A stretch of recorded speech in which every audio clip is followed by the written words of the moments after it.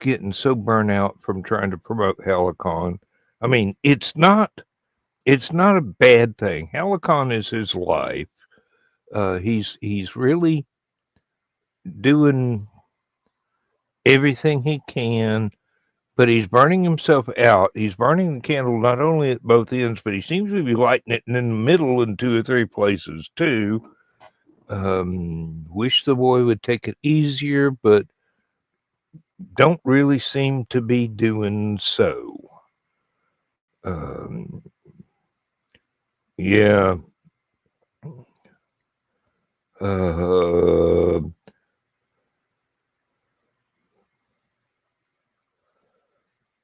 Now, if it'll just, yeah, that's working.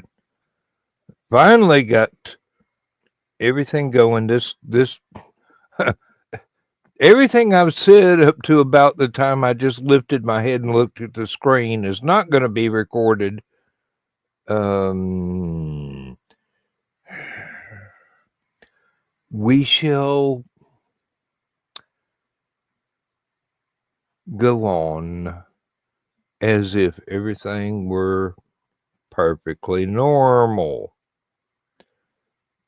which is kind of abnormal for me, but who cares?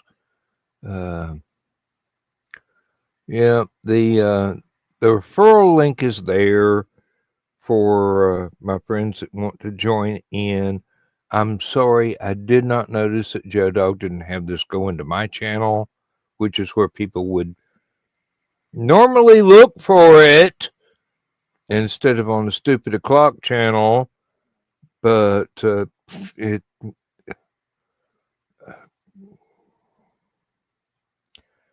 I bet he's suffering from migraines because of the thunderstorms that we've been having. So yeah, just slipped his mind to include me in my own broadcast. Um, Now, I could go to Stupid O'Clock and download it and then re-upload it, but that takes half a day and eats up bandwidth that interferes with my wife's um, watching stuff on Roku.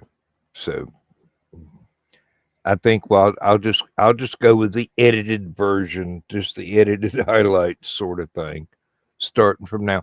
Hello, I'm Dan.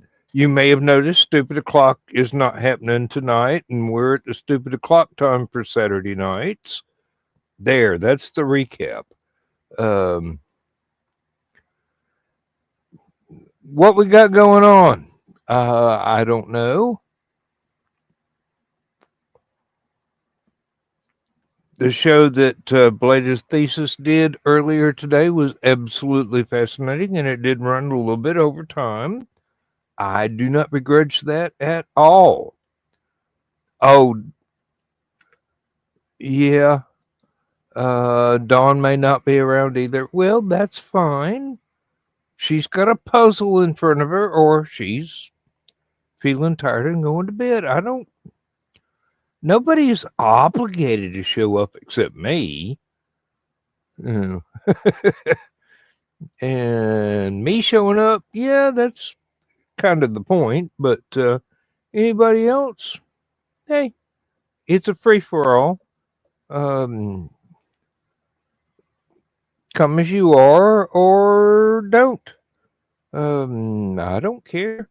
Um, I know that my usual audience is like a day later because Last Man Standing is usually late nights. And Daniel Berry is here. Good to see you. Um, so, I can freeform for a little while. Hell, I've already gone 11 minutes since I went live, and about 6 of those have been recorded so far. So if you want the full thing, you probably have to go to Stupid O'Clock and watch it on the replay. Uh, my channel, I had to catch up and fix a few things. So, yeah, internet problems. Um, I don't have a Joe Bachman working for me, so everything just has to come as it is. Oh, don't get too attached to this. It's got to be shaved off um, later tonight after the show because tomorrow is Mother's Day, and my mother does not like my beard at all.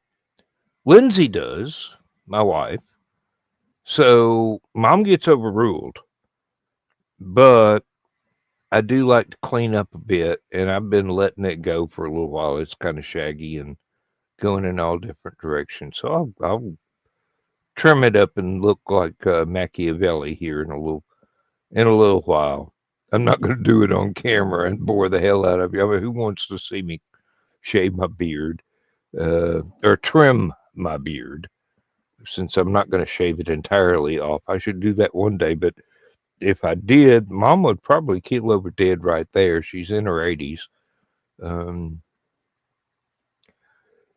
don't want that on my conscience. You shaved, thump. Uh, no.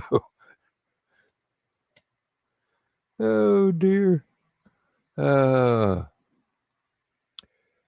let's see. What's been going on? Um, some of you may or may not know. I've been collecting accoutrements to go with a kilt that certain ladies have demanded that I buy and wear in public. And I'm going, cargo shorts aren't enough? I mean, seriously. But no, but now I have bracers, belt pouches, sporin, the kilt, a cloak, a nice shirt that I have to pull the laces out of every time it gets thrown in the wash because I don't want those torn to shreds or sucked into the innards of the washing machine. Um, and it can be machine washed, but it has to be hung to dry. It's not dryable in a dryer. That will damage it. So, looking forward to putting that ensemble together. I've got a nice hat on order. Um, I have the obligatory sock skein do. Um, I've actually got two of them. This one's going on the baldric that I'm going to have to make. Might show up on creators or crafters at play or whatever the name of the story is.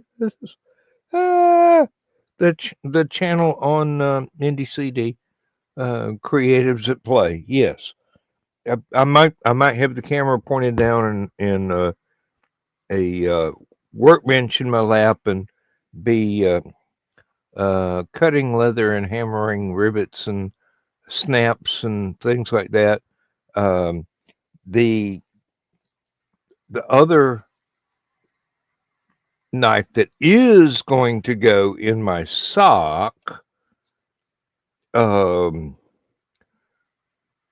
the clip on that has got a really, really jagged edge, and it would cut my leg to no end.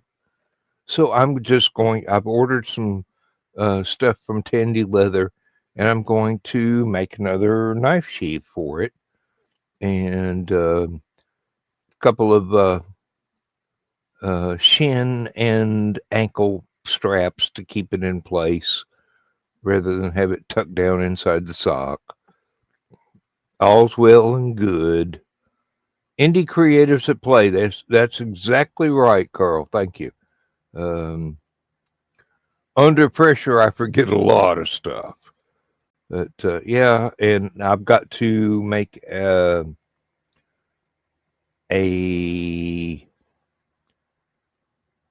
horizontal connector for the belt that I got with the kilt to be used as a baldric.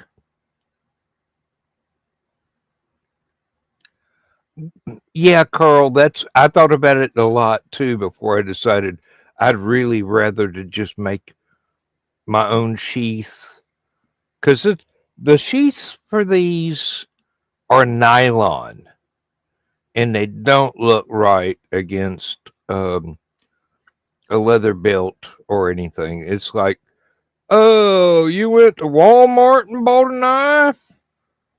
No, but there's no accounting for what you get on a mail order. So if they're not in the mood to do craftsmanship, you don't get craftsmanship. The knives, there's nothing wrong with the knives. They're nice. Um, but now I'm going to go back to Grimfrost is the name of the company. They're over in Sweden. Um, I ordered something. It took them 4 days to get it at my door. Had to come from Sweden, and it took it 4 days to cross the ocean and be delivered in northeast Georgia. That's rapidly fast. And the quality of their stuff, they're the ones I got the cloak and the sporehand from. This is, it was absolutely amazing. The cloak is gray wool and it is heavy and will be very warm. And the sporehand, once I saw the stitching on it, I knew these folks are craftsmen. Whoever makes their stuff deserves all the praise. This I know quality when I see it. I mean, I've been making my own leather goods for a while, and I know good stitching when I see it. Um, no, and then I saw it. Um, already got the damn thing hanging on the belt that I got to go with the kilt. Now, I thought about dyeing the kilt a darker brown, not the kilt, the belt a darker brown because it's really light colored leather, and the belt and the sporran are darker colored leather, dark brown, and the the possibles bag is black, but I can order brown ones. But then again, it came with um greaves for your arms to go on the shirt. They're I got those from a different company, not Grimfrost. They're well made, but when they arrived, I thought, oh, why didn't you get the brown so everything matches? Because the kilt is a utility kilt in gray and black, and I wanted more than just brown, gray, and black. So there are going to be some bits and pieces that match the black, and there's going to be some bits and pieces that match the brown. Um, we shall see. Oh, the new hat is herringbone tweed, and it has a bill on it that's a little bit longer than my Greek sailor's cap. Uh, People are going to go, wait a minute, last year that thing was blue, and I go, last year that was a different hat. I'm not going to wear it all the time. This is for the kilt and cloak and whatnot. So when Hallowcon has a cold day, I'll be ready whether I got a skirt on or not. Oh, we shall see. She's trying to talk me into to taking it to LibertyCon in Chattanooga, and I'm going 90 degrees every day and 100% humidity.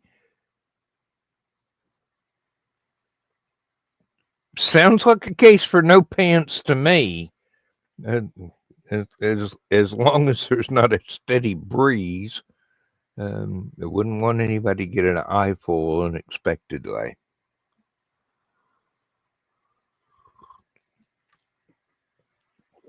And most urgently, I wouldn't want to reveal my shortcomings to the world, as a pun once said. Ah,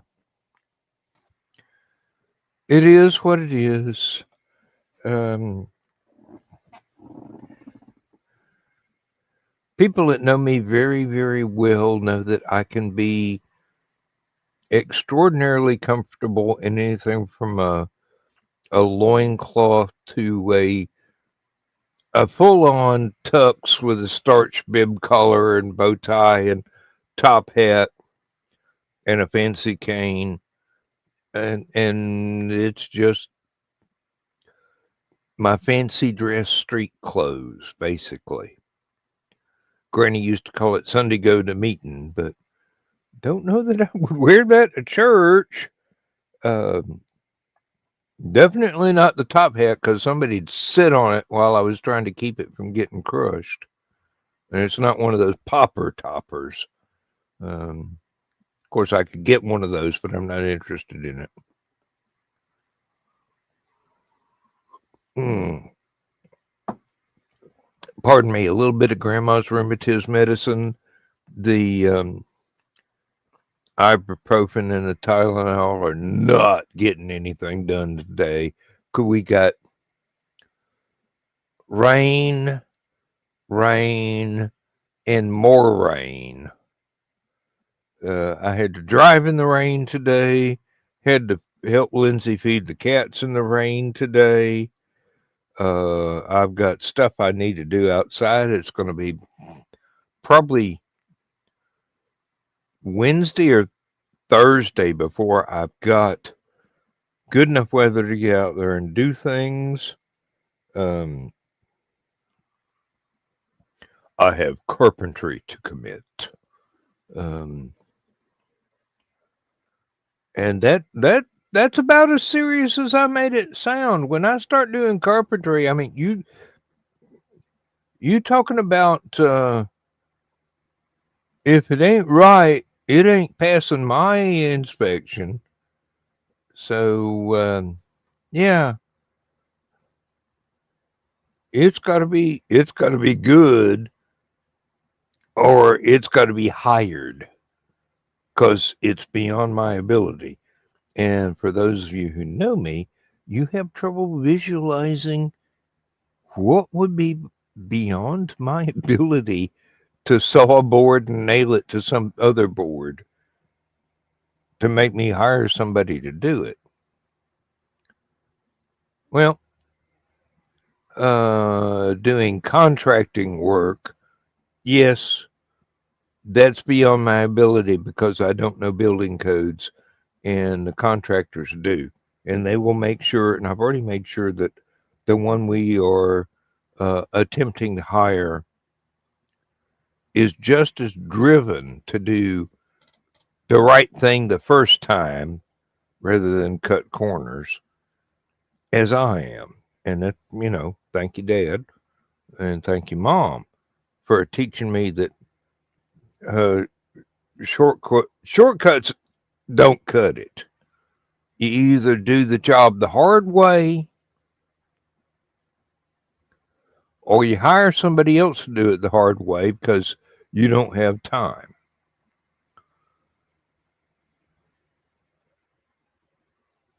Now I'm an old farm boy, and the idea of paying somebody else to do something I can do is quite anathema to the way I was raised. It's borders on being sinful.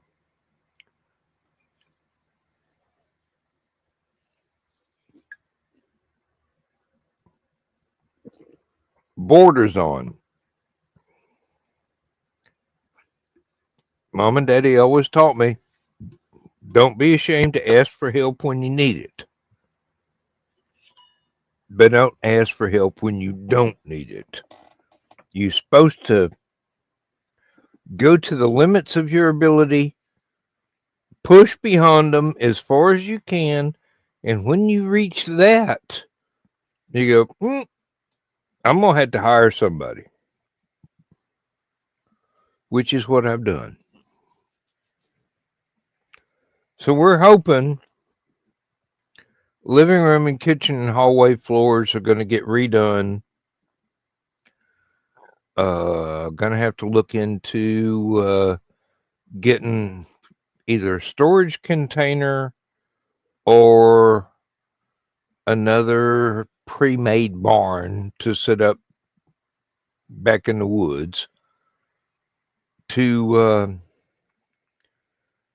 store living room and dining room furniture in while the floors get ripped to pieces and then put back together like one of Dawn's jigsaw puzzles. Taking it apart like one of Dawn's jigsaw puzzles is no problem because this is a housing and urban development built house from the late 50s, early 60s. And it's made out of leftovers from other building projects. I've seen the craftsmanship or lack of same in this particular dwelling.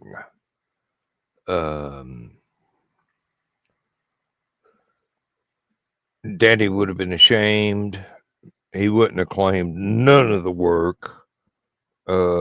And he taught me to be ashamed of less than stellar quality work. So, yeah.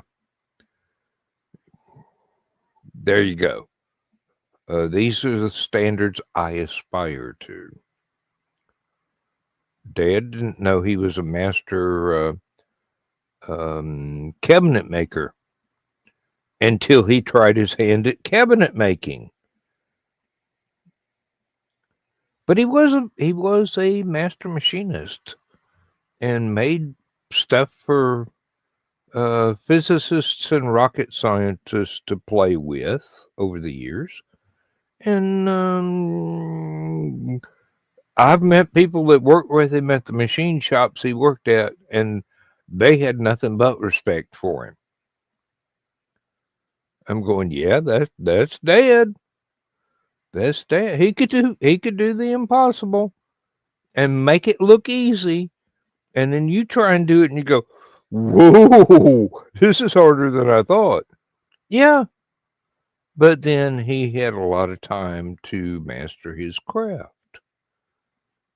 You could hand him a blueprint of a piece of machinery and a pile of metal or a pile of wood and a machine shop to play with. He make anything you want. Absolutely anything you want. But, yeah. Still miss him. Gone too early, but then Alzheimer's is a terrible thing.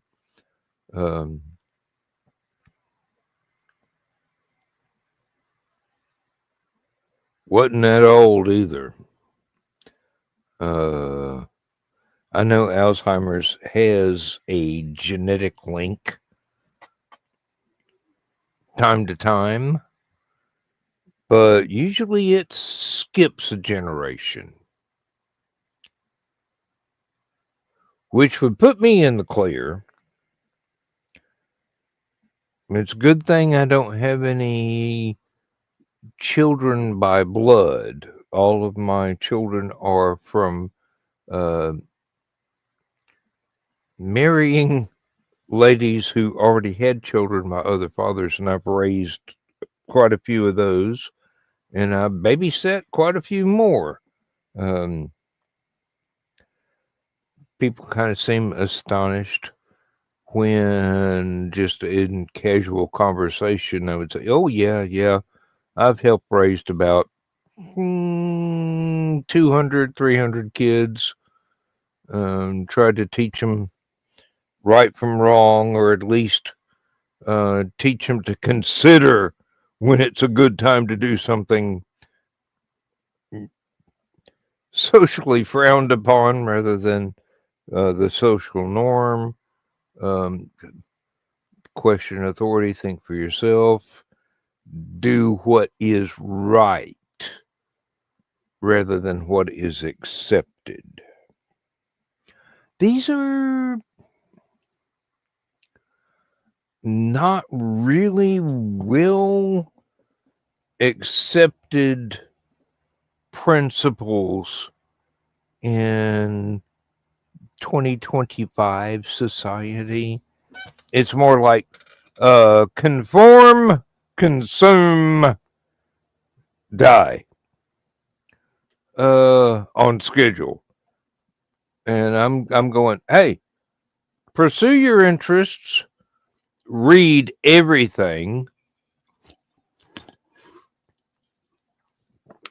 you can get your hands on, even if it's not your personal cup of tea. There's still things that you can learn from classic literature or the sort of books that get written by people that have been in one industry or another, comic books, writing, publishing, whatever, and they put in generations of turning out really good work, whether they've been given any prominent awards or just public recognition. I see Rich has just popped in, but his camera's not on yet. There he is. Just give me a nod when you are ready to be on screen, Rich.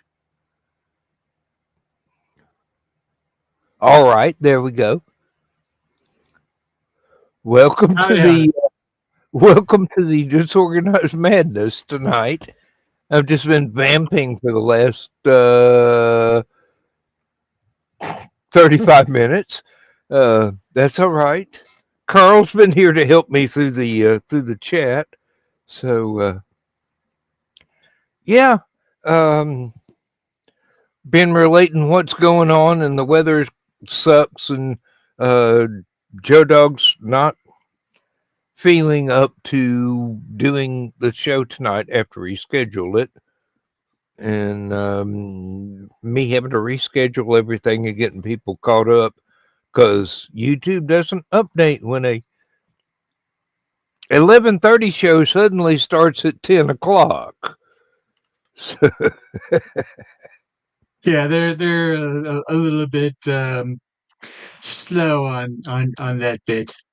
yeah, well, it'll be all right as soon as the show's over tonight. I'll drop it on the playlist. It'll be on.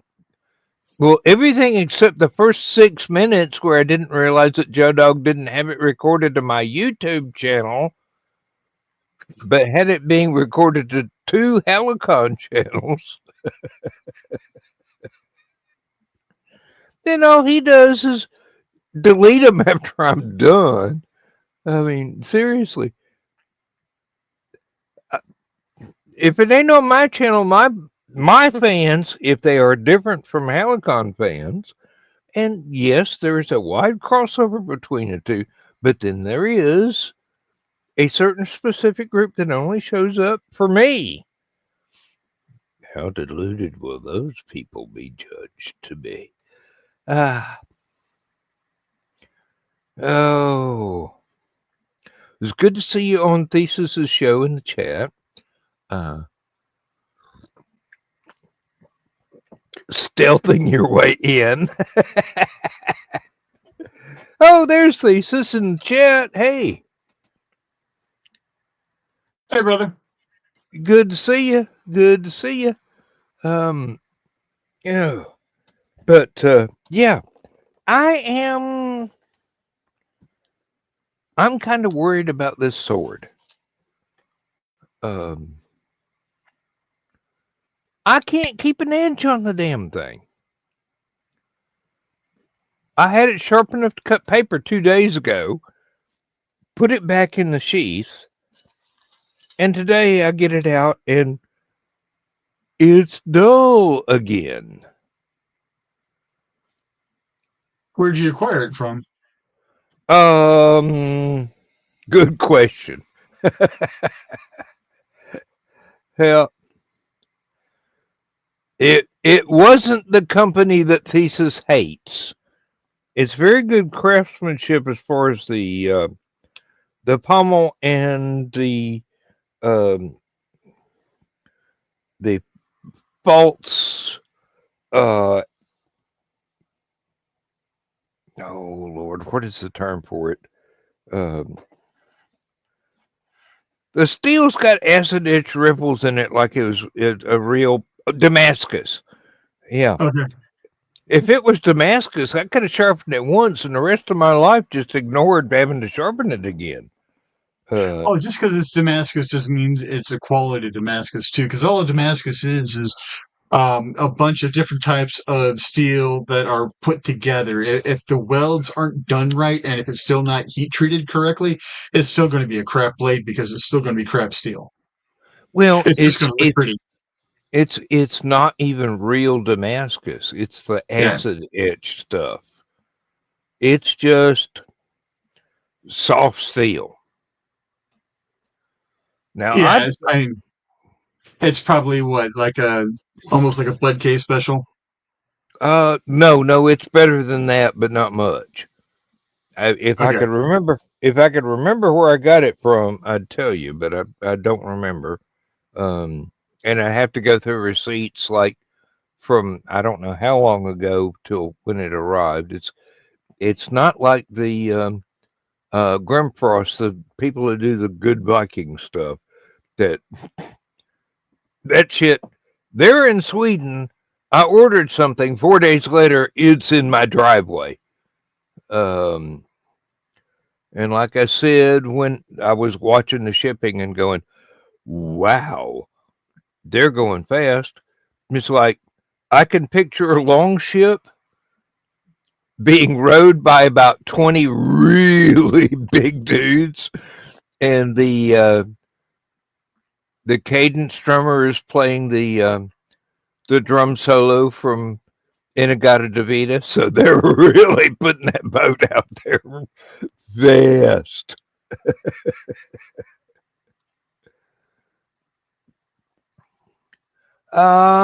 Thesis. I don't think it was that Cult of Athena does not ring a bell with me. I mean, it's pretty. I'm not ever going to have to chop wood with it. I'm not ever going to run into any zombies. So if I did, I'd be getting the Toledo steel. I sharpened that 15 years ago, and it's still sharp. Um, Yeah, Cult of Athena is like museum replicas quality. oh, Atlanta Cutlery is where I bought it from. Atlanta Cutlery, museum replicas. Um, Hank Reinhardt, you are missed. Believe me. Um, I knew him from LibertyCon. Uh, Mad Mike is still running around with some of the stuff he bought after Hank's um, passing from his personal collection. And I'm going, that stuff is quality.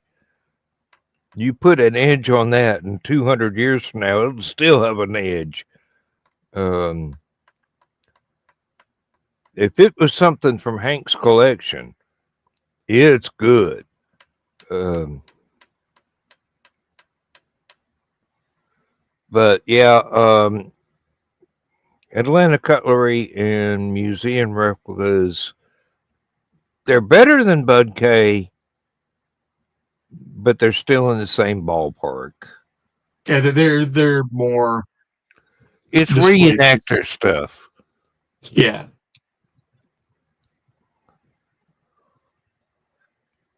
They're the high end they're Ren Fair gear. they're more worried about the rivet count than you know Mm. it actually doing what it's supposed to do. But we can't put the rivet there. We've got to put it here, and it has to ping just right. And It has to look now, like what we're trying to do. now I'm not saying there's anything wrong with that kind of stuff because Oh no, again, no. it is really pretty stuff. Yes, it is. And And and I would love to own some of that. But I've got my two hander I have that's over in the closet.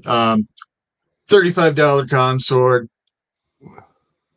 Never put an yeah, edge on it. well, Don't ever plan to put an edge on it. But it's more meant as something to have to have the weight so hmm that I can have the you know what I need for using that kind of weapon. yeah, exactly. I mean, the only Now, purpose of my this is Starfire, to go with the costume. So, and it's not really a costume because I don't do costumes. I just do clothes. They may be clothes from here, there, and other realms, but they're still just clothes to me. Um, Never try and walk down stairs wearing a long cloak and cowboy boots with spurs. That's a free hint from an old man. Take it for what it's worth. You're gonna wind up either tumbling down those stairs or repairing the straps on your spurs. don't follow someone down the steps if they're wearing a long duster and they are about 6 inches taller than you, about 3 inches wider than you on either side, and outweigh you by about 3 times your body weight. You will end up on your ass. And I'll be like, did I catch my coat on something? What the hell's going on? Someone found that out the hard way coming down the steps of the bus. Oh my God! They were standing on your coat. They ended up stepping on the very tail end of my duster, and then I'm just walking out and I'm not paying attention, and apparently I took their feet out from under them. Well, you wouldn't notice it. I mean, seriously, um, with your height and your mass, somebody standing on your coattails is they could just hang on and ride for a little while and you wouldn't even know they were there. Um, I'm happy it was a dude in their prime and not someone that was more frail. yeah. Because then I would have felt that. Mm-hmm. Yeah. I have learned. Whew, I think the Jedi robe taught me a lot about. You know, I know this thing's supposed to drag the floor for dramatic impact, but how about if I get a belt and cinch it up where it don't drag the floor? It'll it'll have the same impact anyway, but it won't be me impacting the floor because I tripped over something. I learned the hard way also that make sure that the cloak is behind you when walking up steps. Mm-hmm. Um, and then I also learned the hard way. make sure that the robe is pulled up so that you've got a couple inches of clearance um, over the front of your feet. Um, again, going up steps, otherwise, Mhm. I Um, also I also learned the hard way that when I was doing something Civil War era and I was wearing a saber, there's a reason why there's a third strap that hooks into the back ring on the sheath of the sword so that you can sit down without having the damn thing poking up like a unwelcome erection or dragging the ground while you're sitting down. Um, and I figured out how to do that just from looking at period photographs and go, can't do exactly that. Let me see what I can do. And between um, the different leather straps and some hardware store hardware, I managed to figure it out. So, yeah, when I'm about to sit at the table, tail end of that sword gets hooked up a whole lot higher than what it was when I was standing up. Ah, these things you just learn by accident. Life is full of, well, I don't want to say well, happy accidents, but they are learning experiences that you can use to make things easier later on. I mean, that's how all that stuff came to be in the first place. Is hey, we need to do X, Y, Z. Yeah, Hmm. Now, I've thought seriously, I've got some stuff coming from Tandy Leather. I'm going to have to um, put some snap uh, rivets in on the end of a belt with a brass ring on it and join. Well, I may just use regular rivets on that and put snaps on one end of. There's a connector that goes between them that is vertical, about belt height, and that's where the sword is going to be hanging from a hip. And I thought about making a variation of a John Brown belt, but oops, lost Richie.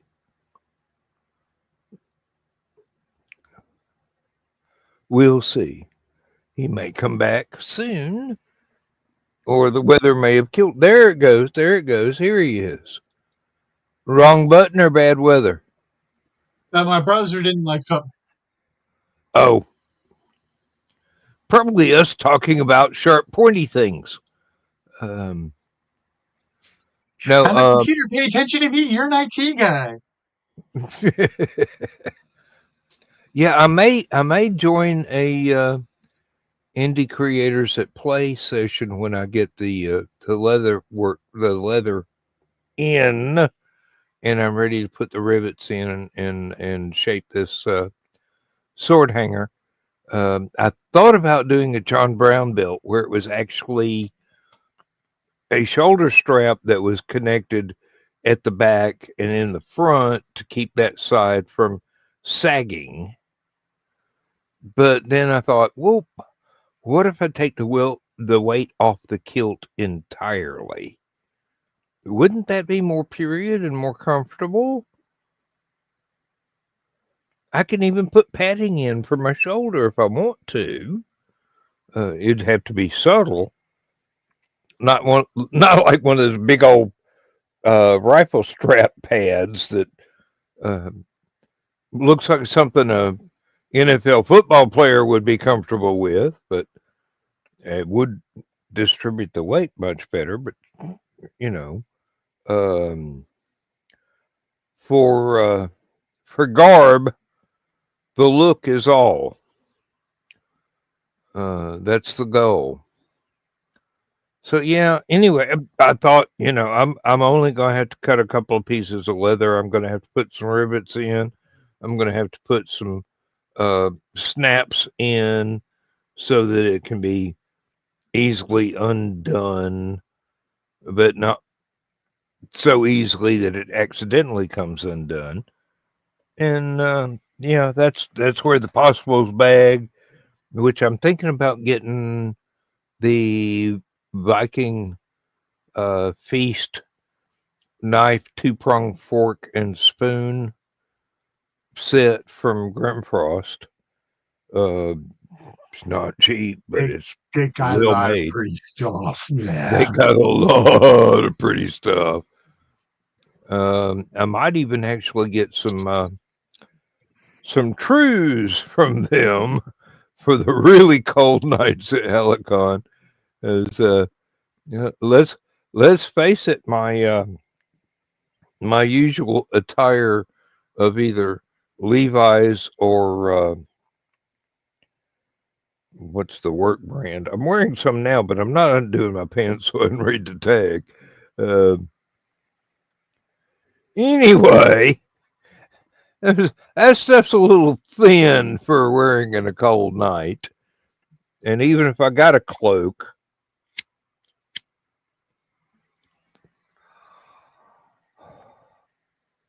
I know. I found it kind of comfy down there.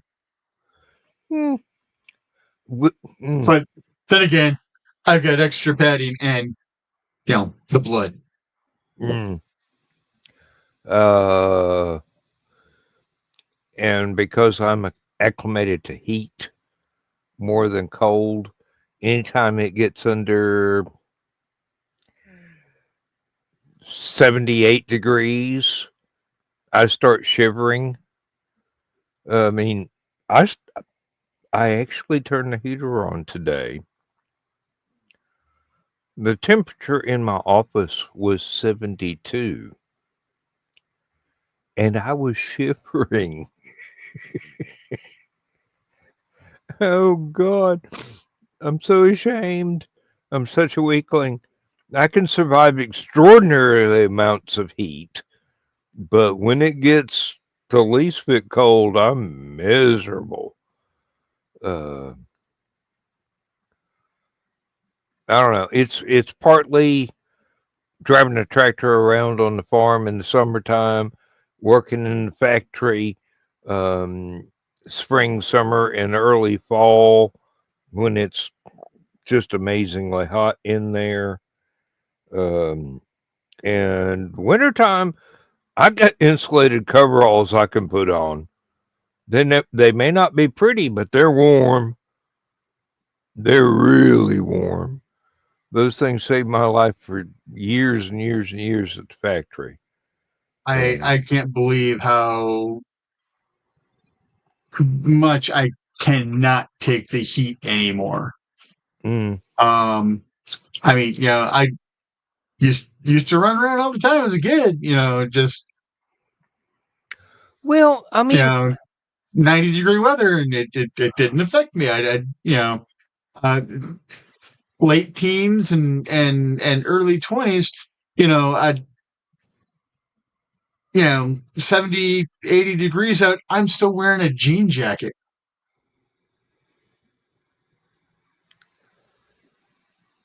now, And boy, now, 40 degrees, and I'm wearing this and a pair of sweatpants shorts that go just barely below my knees, and I'm sweating my chubby posterior off. yes, but how high is the heat set in the house? I mean, you are, um, No, I'm talking 40 degrees outside, just sitting outside. oh, sitting outside, yeah. Um, let's see, how far north of me do you live? It's about 1,500 miles or so. Um Figure about what 50 or so miles shy of Chicago. Whatever Yeah, that distance would be from you. yeah. I mean,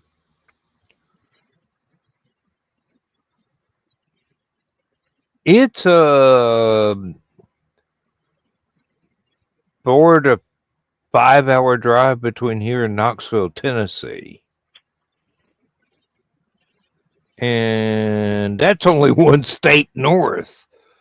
I'm going through both Carolinas and having to traverse a third of Tennessee to get to a place that goes a little bit further north for family reunions, which I can't drive to anymore because I'm in too much pain from the arthritis. Um, my, my family has gotten used to, but does not exactly like the fact that I can't attend family reunions anymore because it hurts me too much to drive. Now, thankfully, Hallowcon and LibertyCon are within 3 hours, which still hurts, but it's a bearable pain. Even though when we get there and get the van unpacked, um, I'm going to crash hard for that particular first night. And that's why we show up on Thursday. Get everything unpacked, get as much set up as possible, help as many people unpack stuff and get set up in the vendor suite as possible. Help Chris with everything in the con suite. Um, and LibertyCon is just pretty much the same thing. I'll be there. I will walk around the hotel, find out where all the panels that I'm supposed to be on are on, set alarms on my phone to make sure I'm not late. And then if I'm out and about, when somebody pulls up and they go, "Hey, can anybody help me take these crates of books to the vendor suite?" And I go, "Well, I ain't busy doing anything but sitting here, so yeah, I can tote a couple of boxes. May not be fast, but just show me where to put them." Yeah, this year we bought a little collapsible wagon thing. Yeah, And we, use it to take the trash down sometimes and stuff like that. But I'm like, that's a perfect thing to, put in, just, you know, pop it out, behind the, um, the, the traverse and, unpack stuff, roll it into the room, put stuff on the bed, roll it out for the next. I'm like, that's what we're going to do next year. It's I used it to haul my chainmail stuff around when I went down to uh, Indie CD con uh-huh. earlier this year. Um, so I'm like, Yep, yeah, that's a good preview of what we're going to be using it for. When we go down to Hallowcon. So yep. I've got one that we got just it, and because it folds up completely flat, we got one to put big stuff in, and then I've got another one that is like, well, it don't have very big wheels on it, but it unfolds where you can put an ice chest and maybe a couple of other things, and fasten it on with bungee cords so it doesn't flop over as you're turning corners. And it's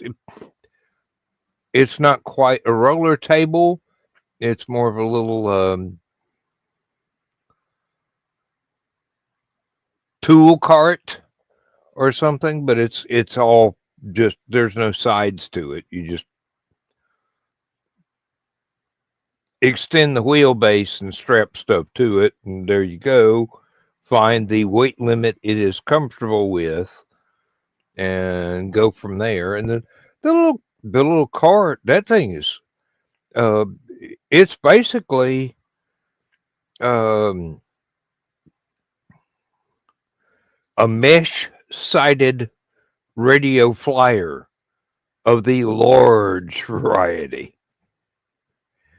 So yeah, you can put suitcases in there, Yeah, and mine's canvas, but yes, yeah, it's very radio flyer with bigger wheels. hmm we got it to LibertyCon one year. I had just put it together, and unfortunately, I hadn't figured out how to expand it and lock everything in place. So it kept trying to close back up to its compact size while we were towing it around. And I went, "Hey, I'm going to have to kick this." Um, I did gently, and then it behaved because I finally found where it locked. Um, it's amazing the technology you can repair with a hammer. Percussive maintenance is a thing, and it does work. It does indeed. I've used it a lot. Had one tractor where the voltage regulator was just behind the instrument panel.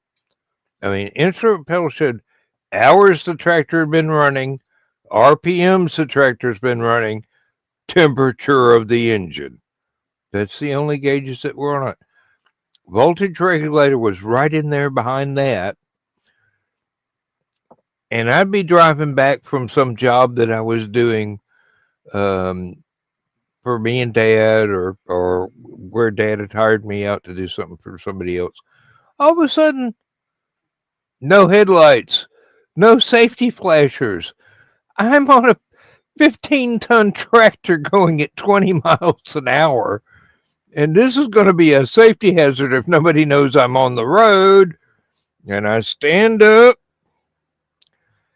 and I bump the the, the top of the tractor, the engine casing, and the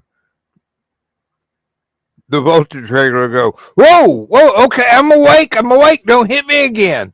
Uh, it kept working for about 20 minutes, and then it go, I'm getting sleepy, and go off, and I just dump it again. I mean, American engineering. If it don't work, hit it with a hammer. If it still don't work, hit it with a bigger hammer. Yeah, technology that took us to the moon. Yeah, they couldn't get the color TV camera to work, so they smacked it with a hammer and it fell apart. And they go, I guess the rest of it's in black and white. And the black and white camera did not dare break down because it didn't want to get hit with a hammer. Um, I think they Does sent it them move? with better. Is it supposed to? WD-40? Duct tape. Yeah, that's a Venn diagram right there. Um,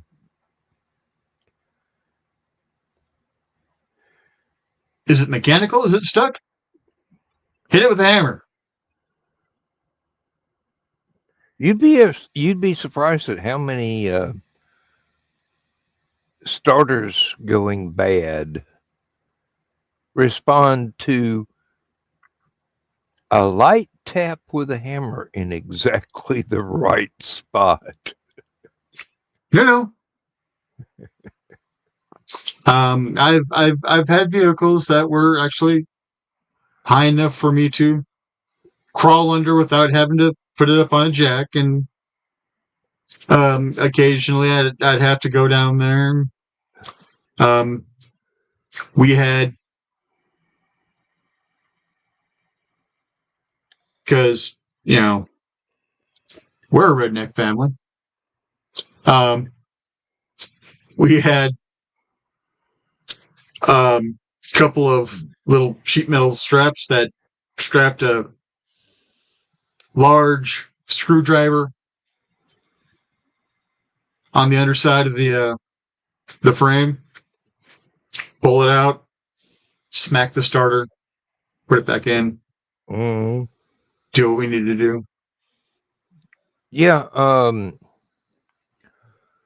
you can get by with percussive maintenance for an impressively long time when you can't afford to replace the faulty piece of equipment. And usually it's just, this is annoying. You've got to take the starter motor off. You've got to open one end of it. You've got to go in there. And before cell phone cameras were a thing, you had to remember how everything got put back together when you pulled the innards out.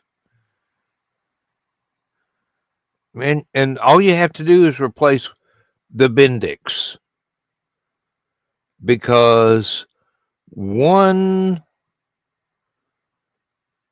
electromagnetic part was either mechanically wearing or electronically dying, and it's easier to just get the whole part and slap that in there and then put the whole thing back together. Takes We about had we had it. egg cartons with numbers for bolts and screws. This is the order. You take it off, Richie. I see you doing it in any other way. I'm going to hit you with the torque wrench. Dad, you still haven't told me what the hell a torque wrench is. It's the thing I'm going to hit you with. It's the heaviest tool I've got. You thick-headed little bozo. Uh, No, at yeah. that point in time, Dad was still taller than me. Oh wow. Yeah. Um, I was Dad only like was 8 at that point in time. Dad was always taller than me, even when I was taller than him. Um, don't ask me how those physics work. I don't know. It's got to do with time dilation or something. Um, I'm serious. Even when Dad was in his 80s,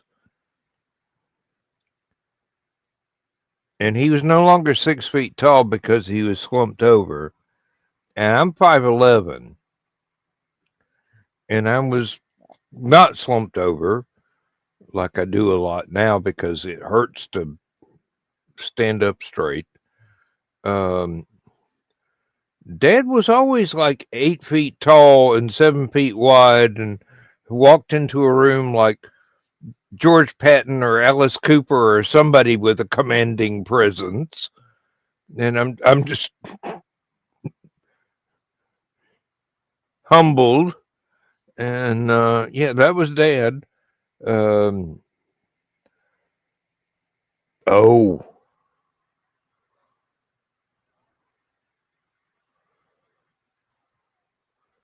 he's the reason my brother was able to cut such a wide swath through the young ladies when he was a teenager. He got Dad's good looks. I got Mom's, except for the beard. Uh, Um, at Mom's funeral, there are a lot of pictures of Mom and Dad when they were younger and stuff like that on boards and stuff like that. I mean, there's pictures of all the family with Mom and stuff like that, but um, Misty realized how much of my facial structure um, matched my dad's. mm-hmm. And then my sister saw it and they're like, holy shit, you are dead. Keep that in mind when you piss me off.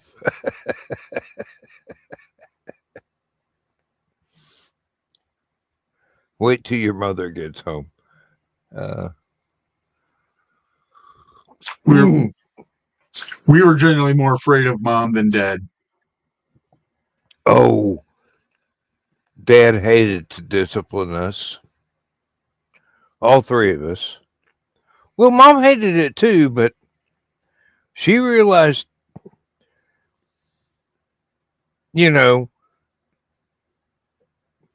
everyday small things that we needed a punishment for, that was her job.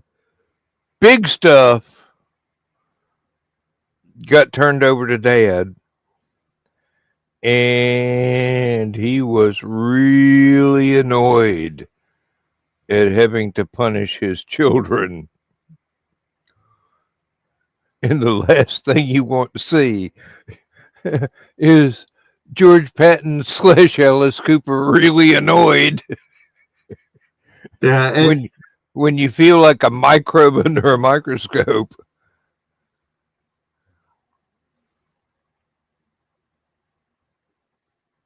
dad was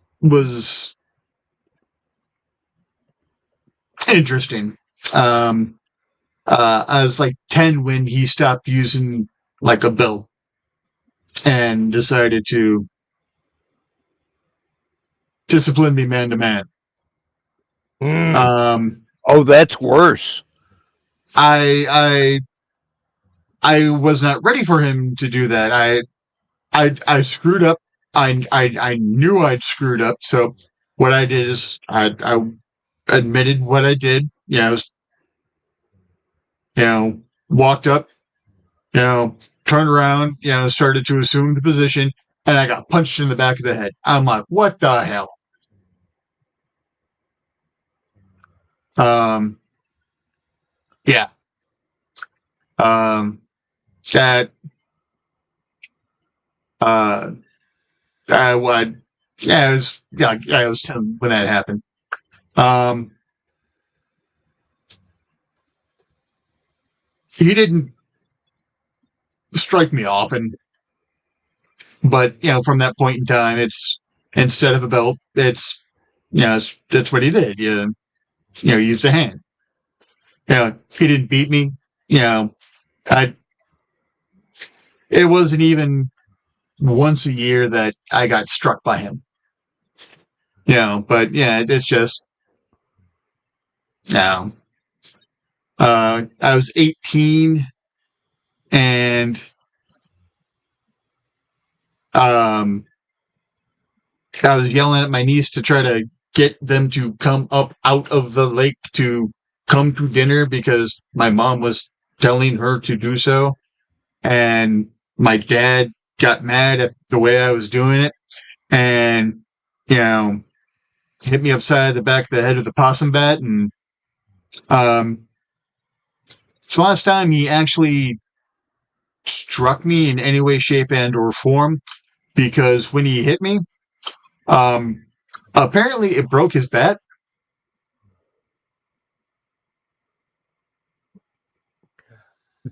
Why am I not surprised? Uh,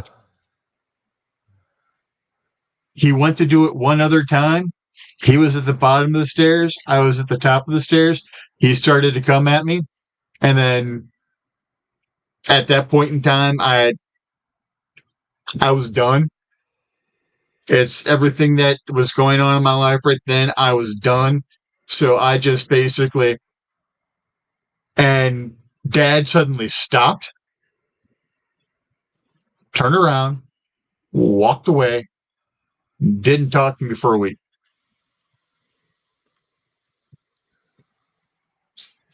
Never struck me again. in my family, the official notice that you were an adult is when you'd done something you knew you needed to be punished for, and both your parents, instead of getting a belt out and striping your rear end like they done for most of your young life, which, quickest way to your brain is smacking your butt. Um, Negative reinforcement through pain is the fastest way that the human mind learns. well, they would switch to psychology and go, I am very disappointed.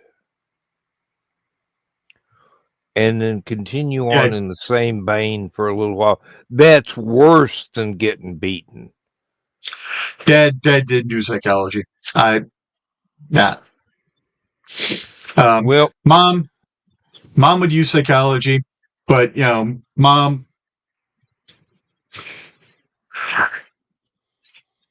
whatever was at hand, just you do something stupid, whap.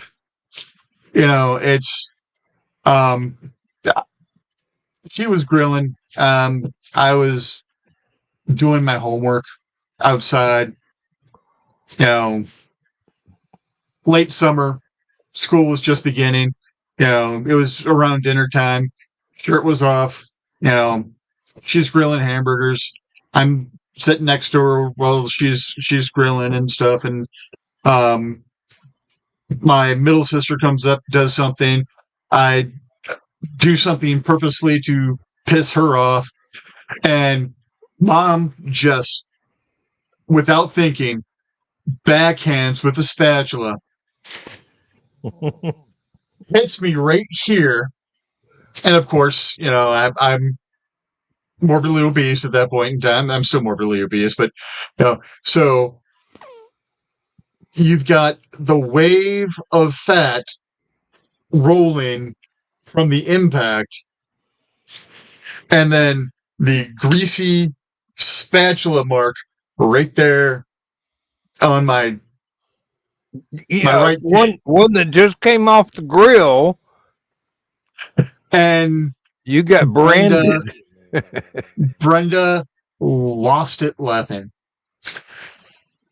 And then mom just what the hell did she throw at her? I think she threw the grill lighter at her. Um, but it's mom just let it go with small stuff like that. It's other people would be like, "Well, it's abusive." Well, one, it doesn't happen all the time. Two, I earned it. I screwed up. They're not just wailing on me or whatever. It's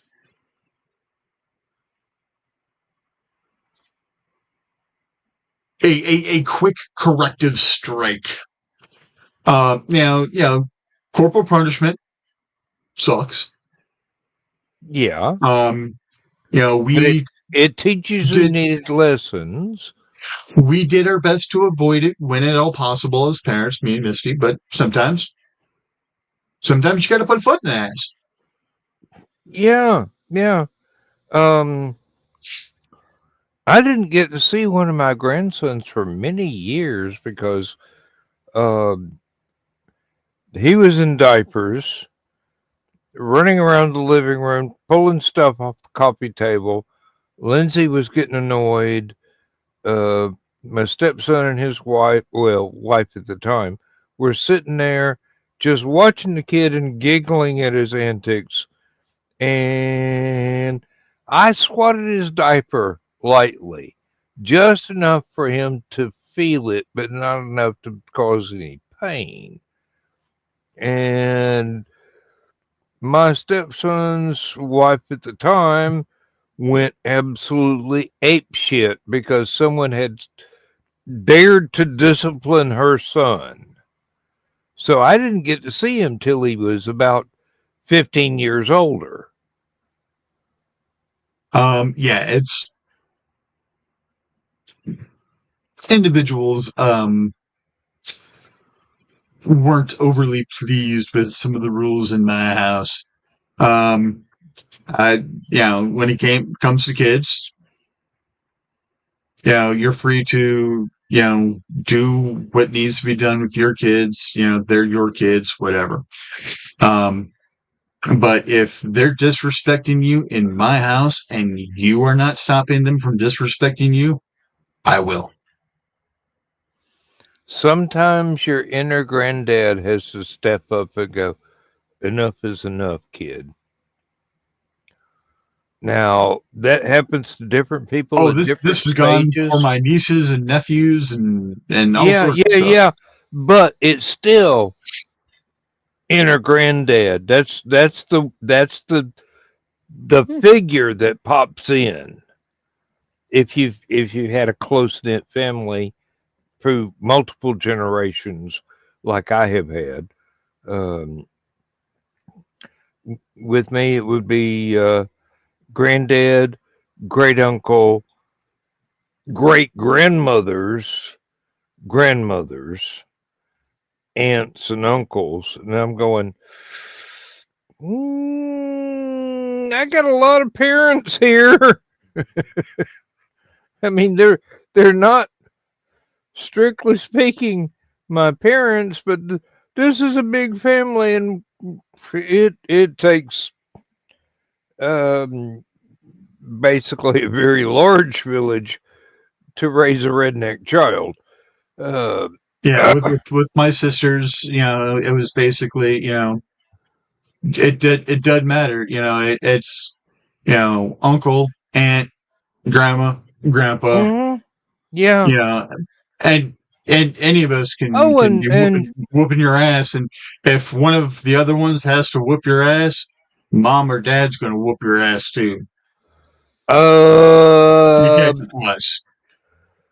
basically with my aunts and uncles, if they chose to whoop my ass, mom and daddy would sit back and go, "Good, I ain't got to get up." Hello, Gentlemen. Joe. You're on the job site, I can tell. You got the uncomfortable hat on, Yep. and good God, you're playing Frogger again. I got a couple walls. I got the center median wall right behind me here. You can kind Yeah, of see like over that's my going to do shoulder. any good. I've Well, driven that on one, Highway 40. I've seen all the holes they had to patch up in those. that one's at least concrete. You know, the one over Yeah, here it'll that's slow metal. them down after you turn it into spaghetti sauce. Uh, No, they got the new sign and to take the old one down, and only so took them 15 minutes to get the new one up, which is you're rather doing the impressive. rolling roadblock, aren't you?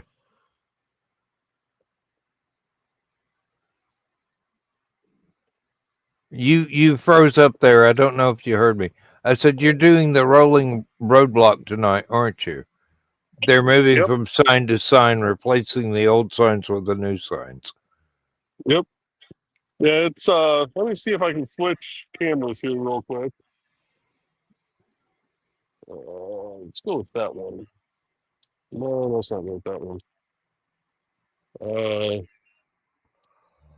we'll have to get patient here. So the sign structure that's closest to me, that's the old one.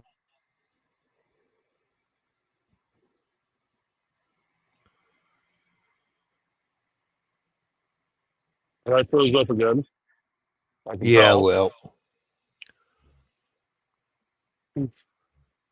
now I forget. Are they taking the? Oh, you're froze again.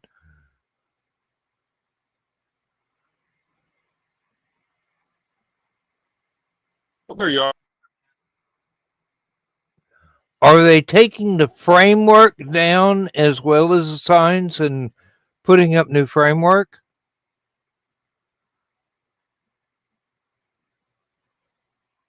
My question is too long. He's not going to hear it.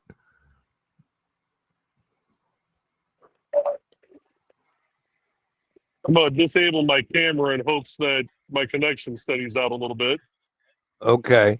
Um, I said, are they taking the framework for But the yeah, signs down and replacing it with new framework as well as new signs?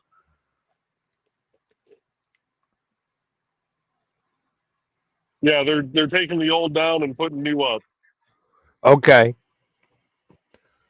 I thought you said that Wednesday night when you were talking about having to undergo this ordeal. Um, or was it Friday night in the green room? I forget. I think it was both. I think so, yeah. Mm.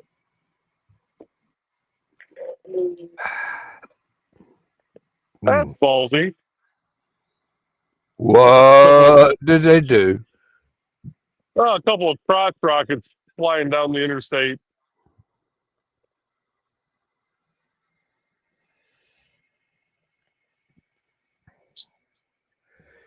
We have a couple of those um, every day. Sometimes during morning rush hour to work, sometimes during morning rush hour from work, and sometimes at random times when they are just out goofing off. But they take a 45-mile-an-hour curve.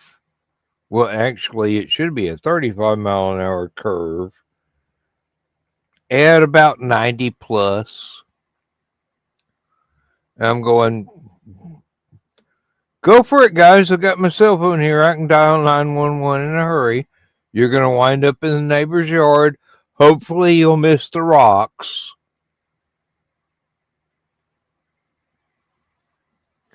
If you don't, 911 is not going to do you any good, except that they have a supply of body bags. Well, guys, I'm gonna back out of here and go warm up in the truck for a few minutes because the temperature dropped out here like it saw a state trooper. So Mm, Hey, I Dan, will. if you want to bring up that I will indeed. I'll see you that guys later. it that is what I plan on making. That I was talking about 23,000 rings. Holy shit! I'm glad I stayed for this. Yeah, That it's a is good pro. thing that's not Tom Baker's scarf. He would have been crawling on the ground wearing it. Like no That is shit. that is 12 feet long and roughly a foot wide. Yeah, Although I could buy it from them for cheaper than I can make it. of course. But they won't make it as well as you can. But yeah, so that's the project. I saw that and I'm like, crap, that's right. I could make one of those, couldn't I? And if it's out of the aluminum, it's going to be light as hell. Actually, it'll be about 8 pounds.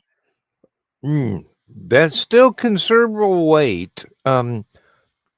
Now, it is not Doctor Who's scarf, is it? Um, It is the coloration.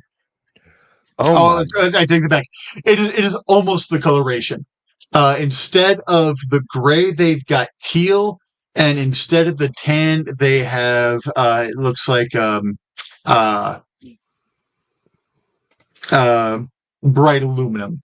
Um, I might be able to find a tan, but I could definitely find a gray, a gold, a red, a purple, a green, a brown, and Uh, then right over here, um, somewhere.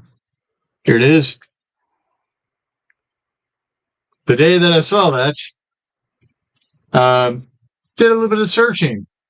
There is a website called DoctorWhoScarf.com. Yes, and I think it's 5 different patterns that were used. Dedicated to all the versions of Tom Baker's scarf. And do you know why it was 12 and sometimes 18 feet long? It started out as long as it was because the person thought they were supposed to make it with all of the yarn, not Exactly. just here's a bunch of yarn, make something. It was a little old lady, and she goes, "Well, I need to use all this up." And she just kept going and going and going. And it was probably John And Nathan Turner was the producer at the time. He just goes, "All right, I love it. Let's go for it." And and in because one of washings and stuff like that, it ended up stretching. in one episode, um, And Tom because of some Baker stunts, part of it got was destroyed. well, no. In one episode, Tom Baker actually got injured and either broke his arm or his collarbone, and had to use the scarf as a sling during shooting. And people did not notice for years that it was not Sontaran invasion, but it had Sontarans in it. He was wrestling a Sontaran when he got hurt. Um, Yeah, one of it the was a 2-episode story, and it was Baker era. Fairly middle of Baker era, not early on. Well, it might have been, but I don't know what people consider early. But it was basically him by himself against some Suntarans, and someone did not do the stunt correctly, and he got a broken bone out of it. I want to say it's the season 18 scarf is what was left of the original scarf sewn onto a stunt scarf. Could have been, could have been.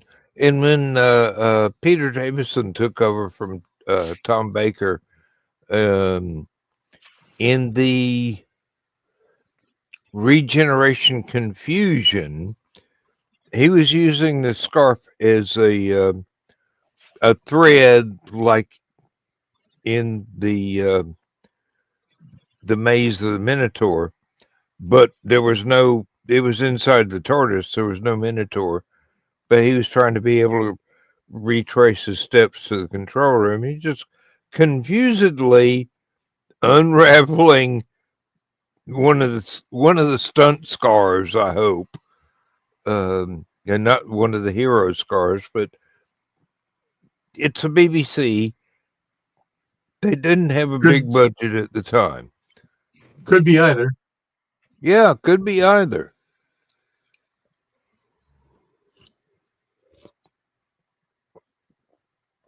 And all he was trying to do was get to a specific part of the TARDIS where there was what they called a zero room. I would call a still point. It was a place where nothing could get in, nothing could get out, and it was at rest with the motion of the TARDIS. So it was basically damn near zero G. No external radiation coming in, and like I said, nothing going out. It's like one of those very well sonically insulated chambers where if you go in and you've got the least tendency towards tinnitus, the noise your inner ear makes is going to be all you can hear for days until you come out. Um, there are um,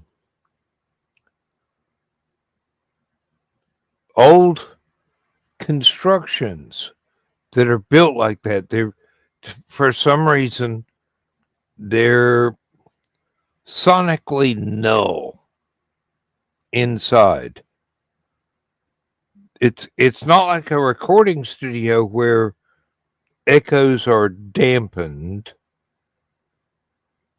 It's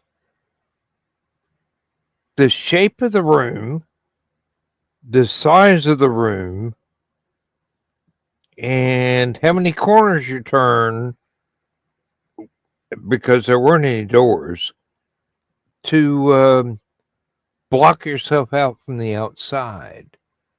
And it's as close as the perfect place to meditate as you can get in this universe. But it's like absolute still point. And this was designed by people who were still chipping rocks for tools. Didn't even have iron, barely had wood.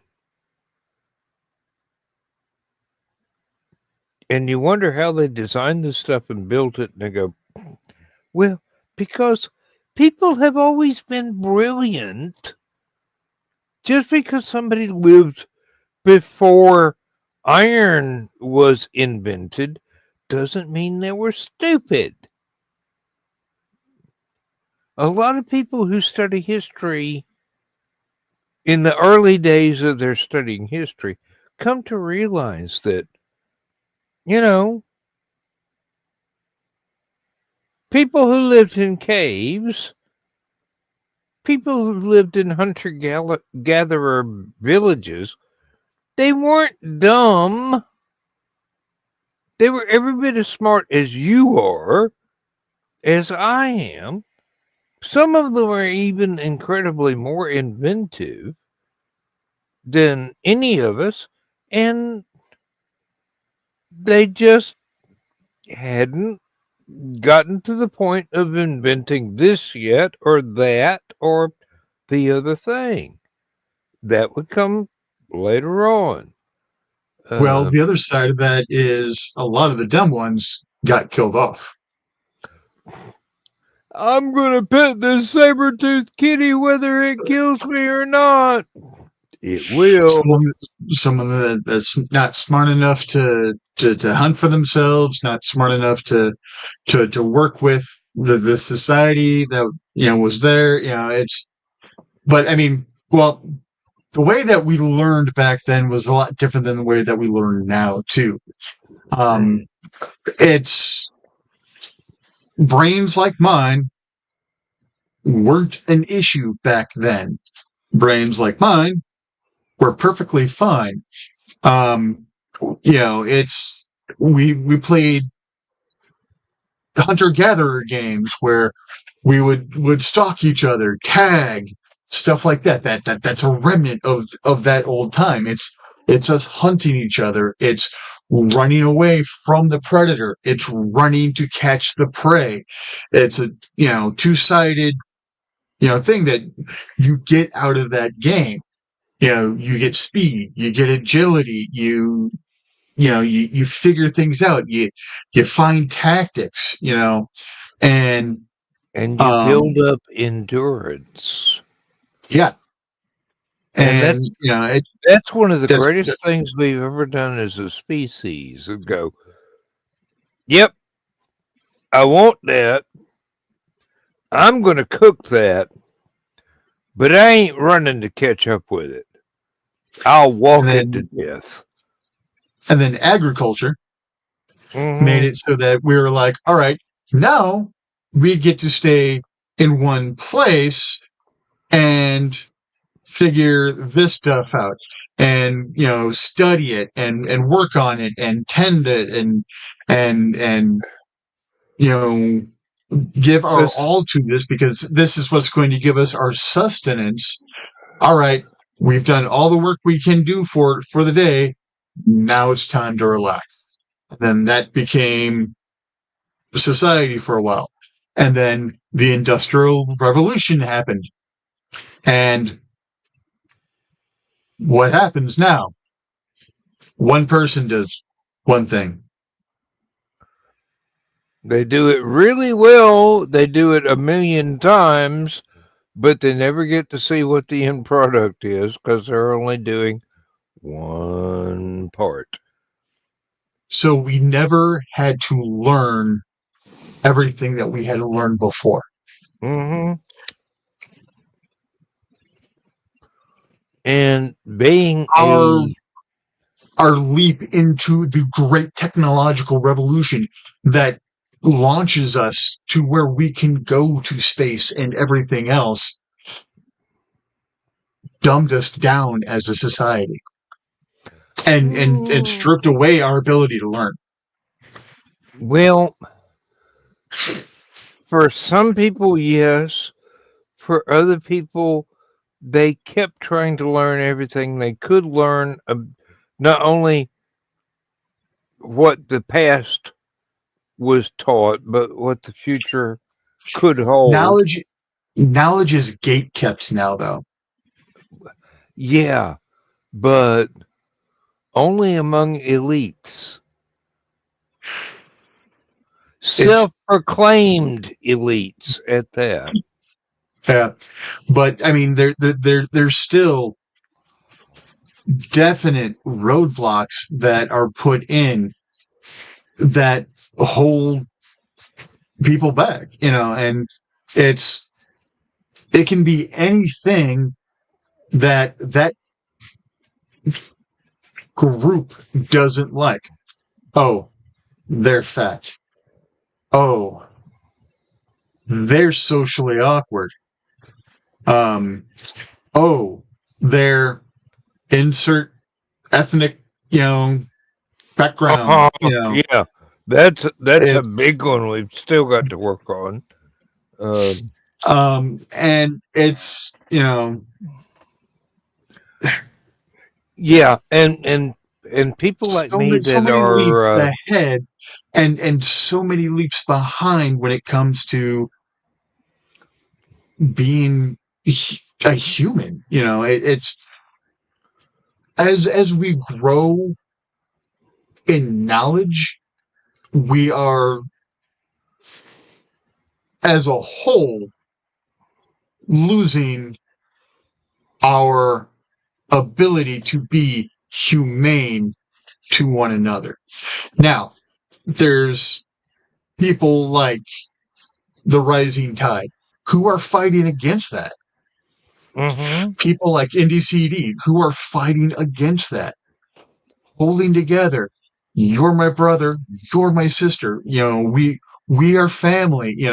We might not be blood, but what can we do to build one another up? And that's what I really love about our friends. It's we lucked out and we have some really terrific people as friends. Yeah, I totally agree. I totally agree. Um, I could never do half of the stuff on a computer that Joe Bachman does. But then there are things I do. He goes, I ain't touching that with a 10-foot pole. That's going to take too long to learn. Um, uh, that's why people think I'm an Excel spreadsheet wizard. And uh, I'm just going, well, I didn't have a choice. This is what the job entailed when I was getting paid for it. Um, I just learn stuff because I like learning stuff. And oh yeah, that's why socially someone like me that is a dilettante, a dabbler, someone who tries lots and lots and lots of different things and figures out, yeah, I can do this easily. Ooh, that's going to take a little bit of time to master.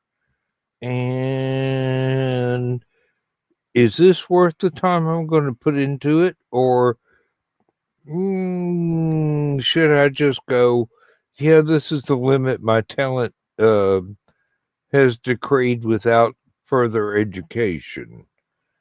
Um, it's a balancing act. I mean, I've been writing HTML so long, if somebody asked me to design them a website, I could do it on a napkin with an ink pen. And it'll work. Won't be pretty, but it'll work.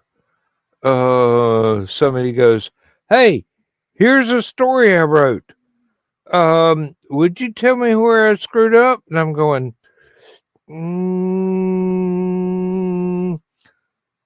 spell check and uh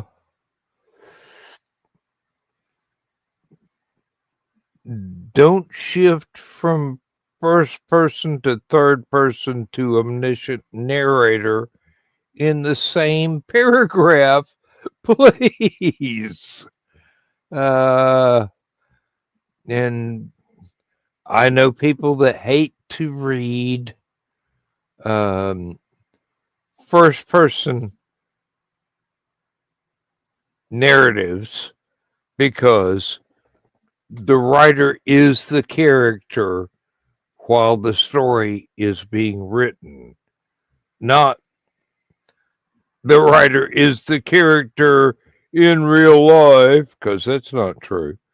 But you can put yourself in the mindset of that character and you can describe things better, more clearly, more understandably from the mindset of the character rather than the mindset of an omniscient narrator who's going, yes, well, Bob didn't know that he just screwed up mightily, but hang on, 2 or 3 paragraphs from now, you're going to know how Bob screwed up terribly. Um,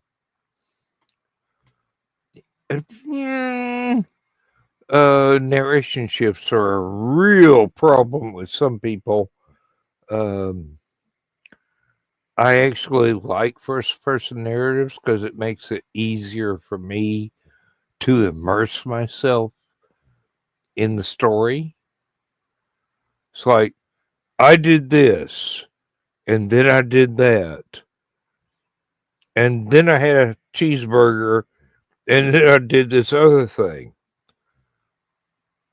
I can identify with that from the first sentence, but other people like to write in third person, or other people like to read only stuff written in third person, or uh,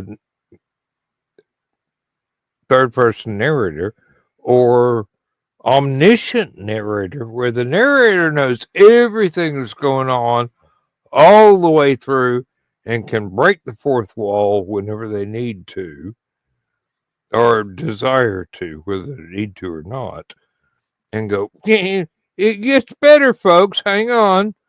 Um, uh,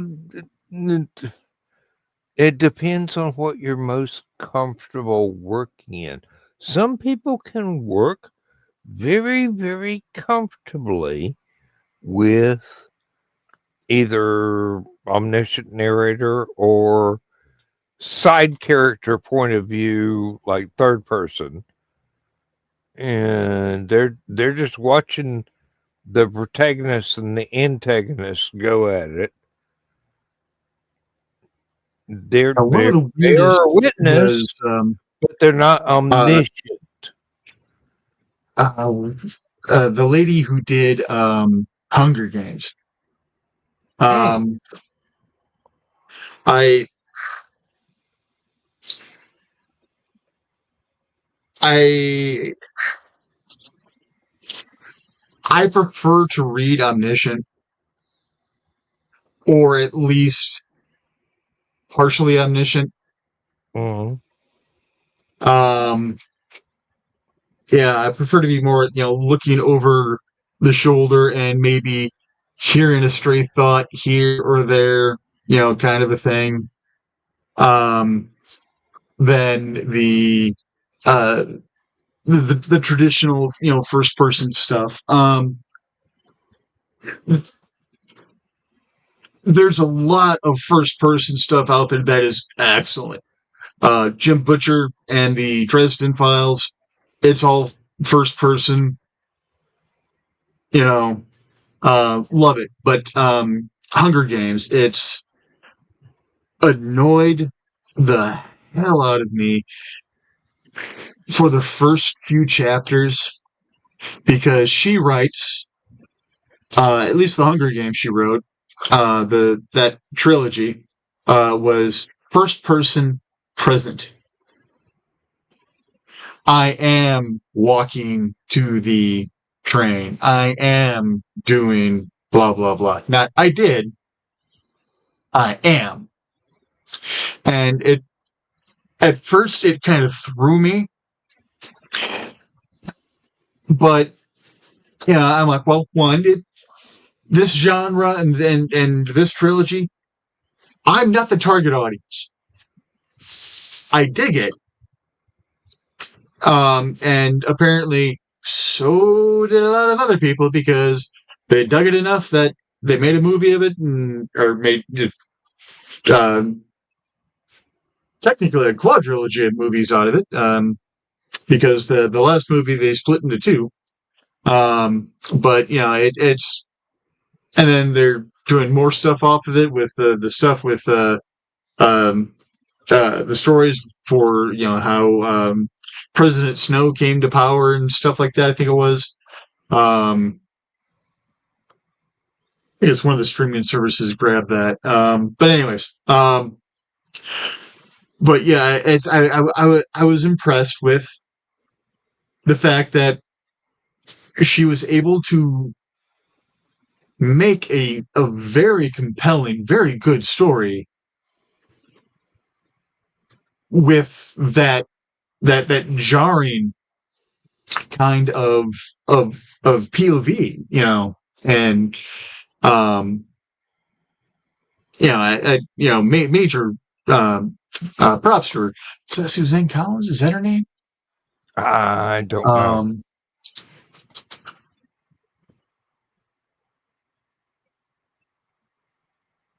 um, yep, Suzanne Collins. So yeah, I mean, she managed to take a POV that, again, it's I normally detest, and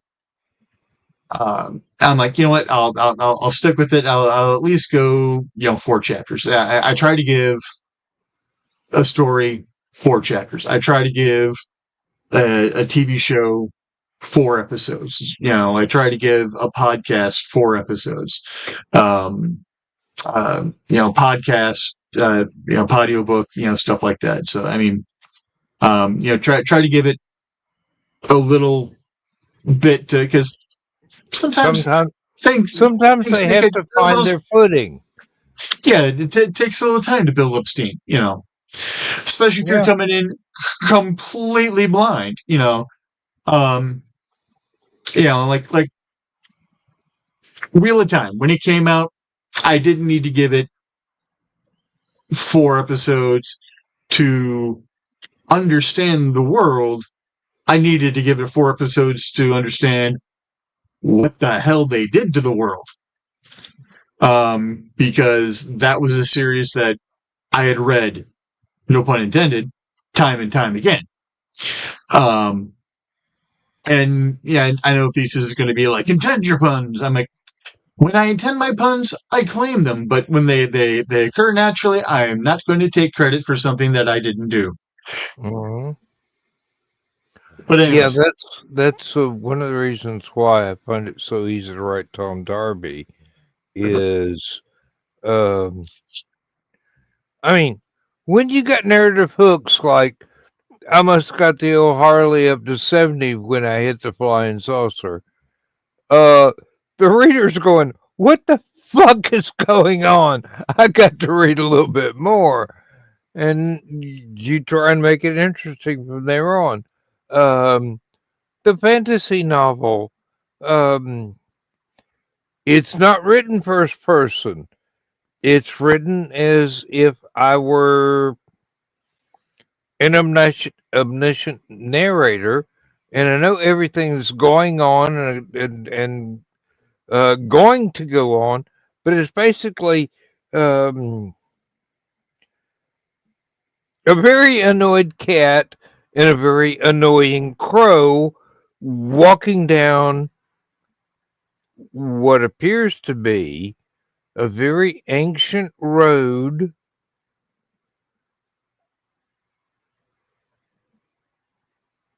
and then they explain, well, they don't, I do, as the narrator, explain, well, yeah, there's been at least three collapses of their civilization before this ever happened. So they're on the fourth reconstruction. So yeah, yeah, there may be a ruin of a Walmart up on the hill, or but half the sign's gone because it's plastic, and it's been 1,000 years. Um, and yeah, there are three moons in the sky because it's not Earth. It's someplace else, and I don't even know where it is. I can't give you galactic references as to where this particular planet is. And then there's other stuff like the museum stories where different characters are going, hey, uh, you ain't going to believe this one. But once I was out there doing this and I had to do that instead, and that kind of goes between first person and I don't know if it's omnipotent or um, a narrator or just it depends on how I chose to write it. I can't figure. I don't let myself get trapped in styles.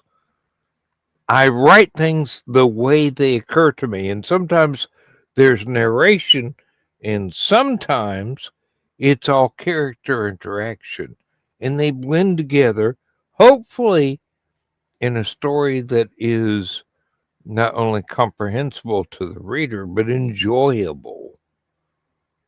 Um, enjoyable is the main target. Uh, I've toyed with all kinds of different things. I found what seems to work for me, and I stick with it. But then there are other things that go, "Ooh, this is definitely a paradigm shift. We're gonna do this way." Um,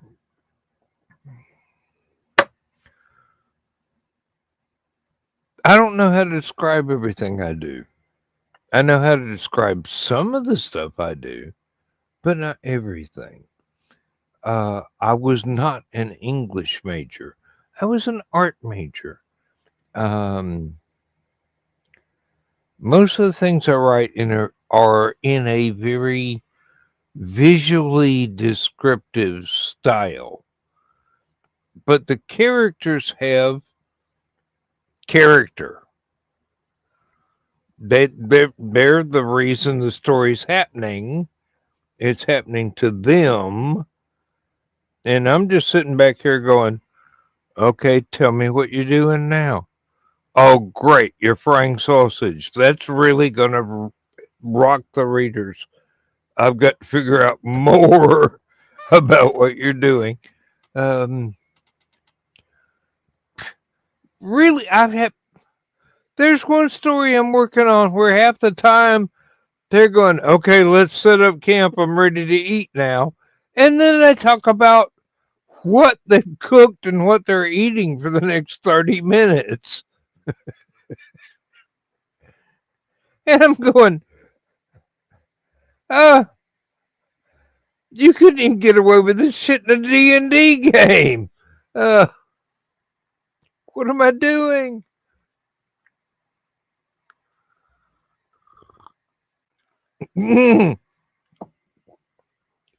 Thesis. Thesis, my so,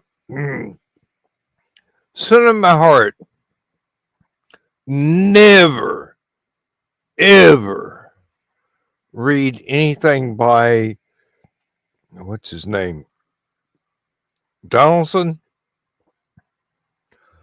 Uh, Thomas Covenant series. Um, it's like 3 or 4 trilogies now. Never read any of that crap. He's Stephen R. Donaldson. Yes, he started off stealing from Tolkien, not in plot, but in vocabulary, and then made the most despicable first character, the most hated narrator character in my entire life of being a reader since 1959 when I first started reading. I'm going, oh my God, I hate this guy. But I paid for the book. I have to read it. I can't just throw it in a fish pond somewhere. It'll kill the fish. Um, oh God. And it went on for like 9 books. And I just look at my friends and go, they love it. Yeah. What is wrong with you? I was the one doing drugs. What the fuck's wrong with you? You never did anything. Oh. Mm, I don't know. There are undoubtedly people out there that actually like Stephen R. Donaldson. I'm sitting here going, started I would off hope as a so. Publishing between 77 and 2013 for a total of 10 books. I mean, oh um, God. dear God, that publisher would be really so it's what Valentine, Del Rey. Oh, Yeah, it's hard. dude, It's hard to think that Del Rey would fall for that shit, but they did. Well, it probably sold well from Valentine, and then Del Rey picked it up. Um, there are books that I have read that by the time I got about a third of the way through, I got to the point to where I'm going, this is going to be torture. I don't like this. but I paid for it. I'm obligated to finish cover to cover. Might have taken a long time. Might have read like 16 other books in between starting that one and finishing that one. But, sometimes you need a palate cleanser. Um, and then there are others that there's a writer that goes by the name Geary Gravel that started a series. I've got 2 books in it. Should have gone on for a lot longer, but it's basically one of those things where um, ordinary, everyday people wind up in a fantasy world.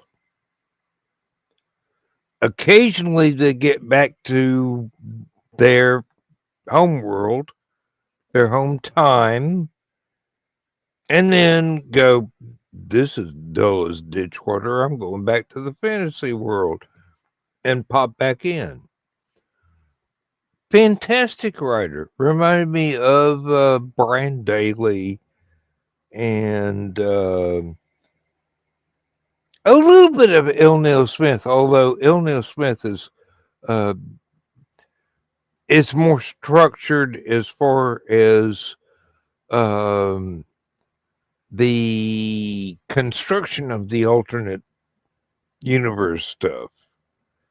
Um, if you ever get a chance, I would recommend L. Neil Smith as a writer. It doesn't matter where you start.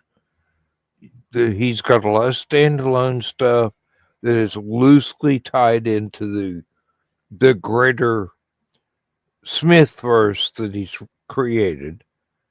Um, but caveat, he was a very prominent libertarian, and he was not in favor of having a government that actually had any power whatsoever.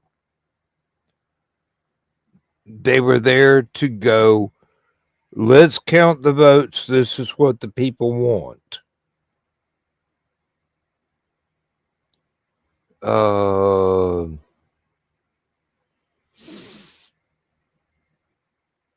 Politically, it was in the 70s quite revolutionary. Got you used to the idea that, you know, maybe we should actually control our government instead of being slaves to it, which, is not a bad idea. But the government does not allow that these days. You got to conform or you're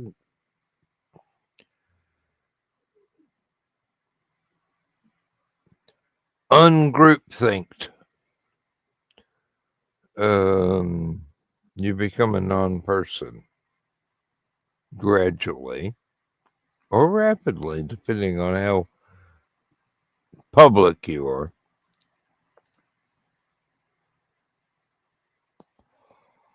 Oh, well, we've already gone on 2 hours and 10 minutes. How much longer can I keep monologuing, even though Richie is here to For talk? 2 hours and 10 minutes? Holy cow. I know. Time flies when you're having fun.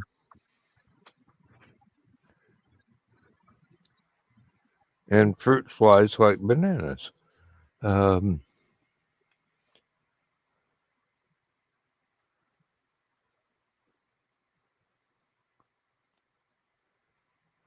Personally, I'm looking forward to being able to have some decent weather where I can go out with a cast iron stove and cook some stuff for Lindsay. I mean, seriously, I am missing cooking for my wife. She's always got stuff done before I can get up and go, oh, I'd like to cook something. Oh, yeah, you've already made that. Yeah, I guess tomorrow, maybe Wednesday. I don't know. We'll have to. I don't know. Do I have to make an appointment to be able to cook for you? Um, she's never going to watch the show, so I don't. I'm not afraid of saying that. Um, but no, Lindsay likes to set the schedule of everything that goes on in the house. She decides when the cats get fed. She decides when the dog gets fed. She decides when the dog needs to go outside, whether the dog needs to go outside or not. Um, she's always asking me whether or not I want this or that or the other thing for dinner, and I'm going, I'm still going off the breakfast you made this morning. I'm not hungry. If you're hungry, cook something for yourself, honey. Um, I'm editing a story, or I'm watching a YouTube video, or whatever the fuck I do to spend my retirement days. Um, but yeah, I'm. That's one thing I've noticed since I've retired. I, except for trying to get Aphelion out on time, and yes, I am extraordinarily sorry about skipping April, but if you read the editorial, you understand why um, the May issue was April and May.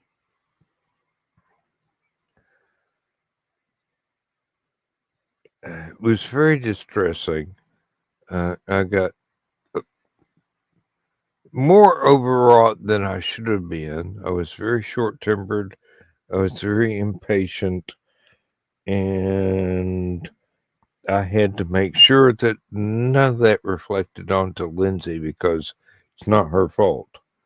It's other people's health problems, other people that I care about deeply, and their health problems that kept the April issue from happening because I couldn't concentrate on putting all the bits together to make it happen. Everybody else did their job. I'm sitting here going, I just can't cope. I can't deal this month, guys. Sorry.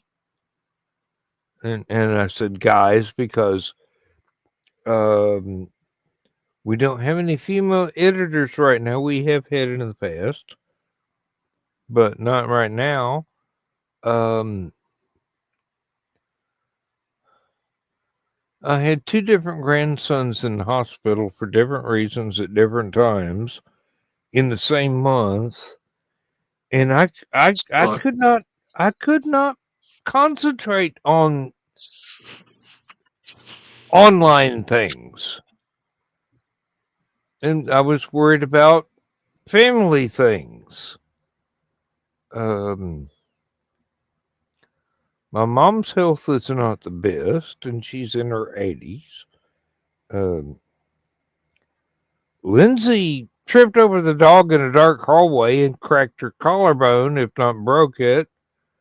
Um, I'm going through all kinds of pain from taking a nasty tumble myself. I don't think anything's broken. I just think I'm damn near 70, and any fall my age is likely to be fatal. Well, thankfully, I'm still spry. Thankfully, Lindsay is attempting to take care of herself with reasonable responsibility. She is always, she was a nurse. Those are always the worst patients. Yeah. Another 3 weeks, maybe she'll sit still long enough for everything to heal and she can get back to normal. She still needs to be very, very careful for another month or so after that, but maybe she won't have to wear the sling. I've been married to the woman for 20 years. She's not going to be careful. She's not going to be doing what she needs to do. I know this, and I'm stuck going, I can tell you what you need to do, but you need to take it to heart and do it. It's one of those, you can lead a horse to water, but you can't make them drink. Um, I can sit back and I go, yeah, if you sit in the lazy boy for another 3 weeks with a sling on, that bone will heal up quickly. It's already been 3 weeks, so should be half healed. If you don't mess it up now trying to be too active,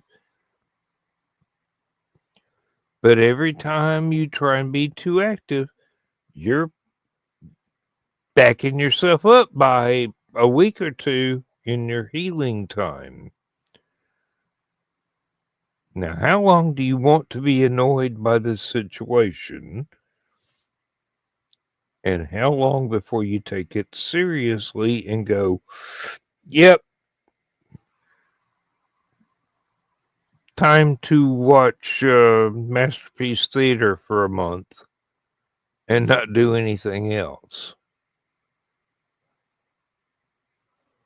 I'm helpless here. I'm totally helpless here. I can't make her take care of herself. I can just nag her into taking care of herself. That's the limit of my powers. Yeah, it's Misty was complaining about um, having to add more medication and stuff like that. Um, and I'm like, all right, well, if you don't want to take your meds, I'll stop taking mine. You know, she's like, well, you need your meds. So do you. Doctor wouldn't be prescribing them to you. You didn't need them. Take your meds.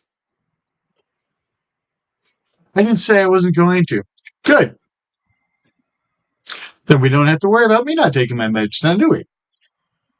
Hmm. But oh yeah, I'm like, I told you, I'm not watching you kill yourself slowly. You're either we're both seeing the doctor and getting treated for medical stuff and stuff like that, or neither of us are. That's if you refuse to do it, I ain't doing it either.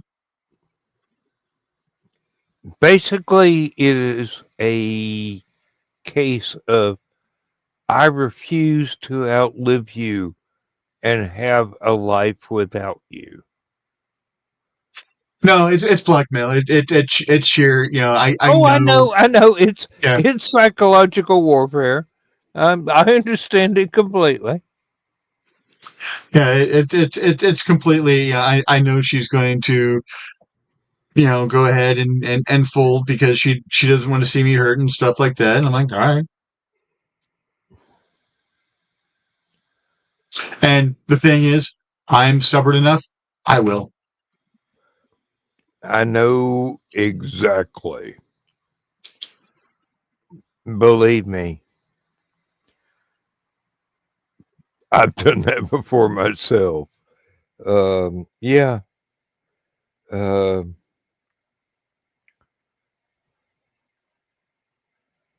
And not only with Lindsay, with other previous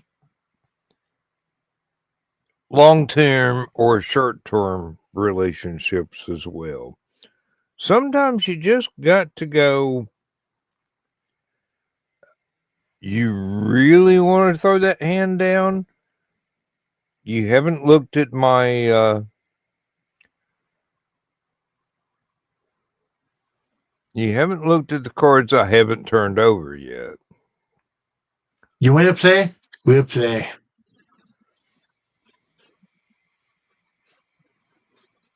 Yeah, this is not Texas Hold'em, honey. Oh, and yeah, there are times when uh with a lot of people around me, not Lindsay because she can see through that shit. She can see further into a millstone than most. But there are a lot of people around me. They say something or they do something and go, yeah, I know manipulation when I see it. You want to play that hand? You sure you want to play that hand? Um, it's like Fifth Element. You want to play it hard? I can play it hard. You want to play it soft? I can play it soft. Of course, I reversed that quote, but yeah, eh, you want to make those rules? I can play by those rules. You won't like it. You really won't like it.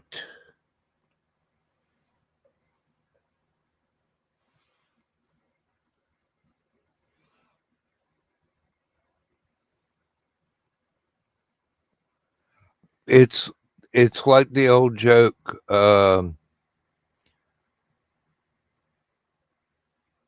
Somebody, regardless of nationality, thought they ambushed a Texan, and they're trading fire back and forth, and they're not getting out on the good end of this deal. They sent a scout out to sneak around,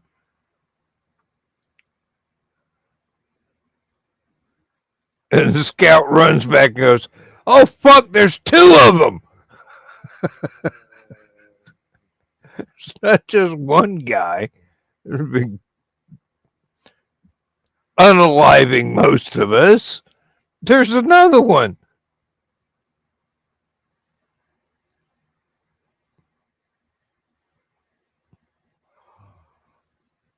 And he's the cook. I mean, that's like in wartime, you don't shoot at Doc. Otherwise, everybody else is going to shoot at you personally.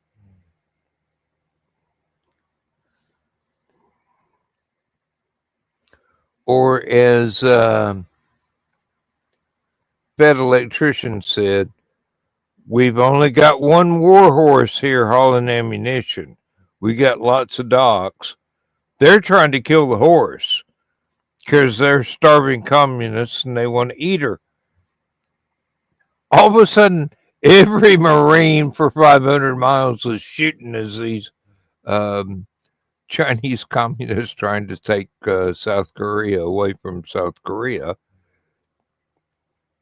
They realized they had just fucked up. Uh, if anybody has not been watching um, Nick's Fed Electrician videos, I'm sorry, I don't know what his last name is. It's not Nick Tockert, but yeah, he's a former uh, Marine Corps medic, which means he is Doc. Um, and don't ever shoot at Doc, because the Marines take that personally. Well, so does Army. Navy takes when their corpsmen get shot at. Those are basically Navy medics. Air Force, they go, "Where's there a tent in my hotel room?" Um, they point out these things. I don't know. I just repeat them. Anyway, Fat Electrician is very entertaining, very historical videos on a variety of subjects, going back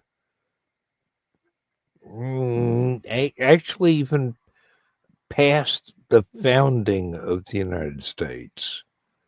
But it is all history told with industrial language and no excuses for historical egos getting in the way and trying to claim that they did this, they did that, when they basically just walked up afterwards and tried and took credit for things.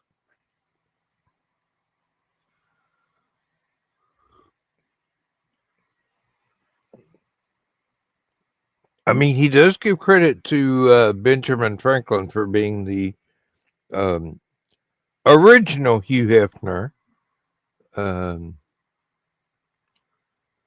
Hey, French girls, I'm American. Would you like to see what that means? Uh,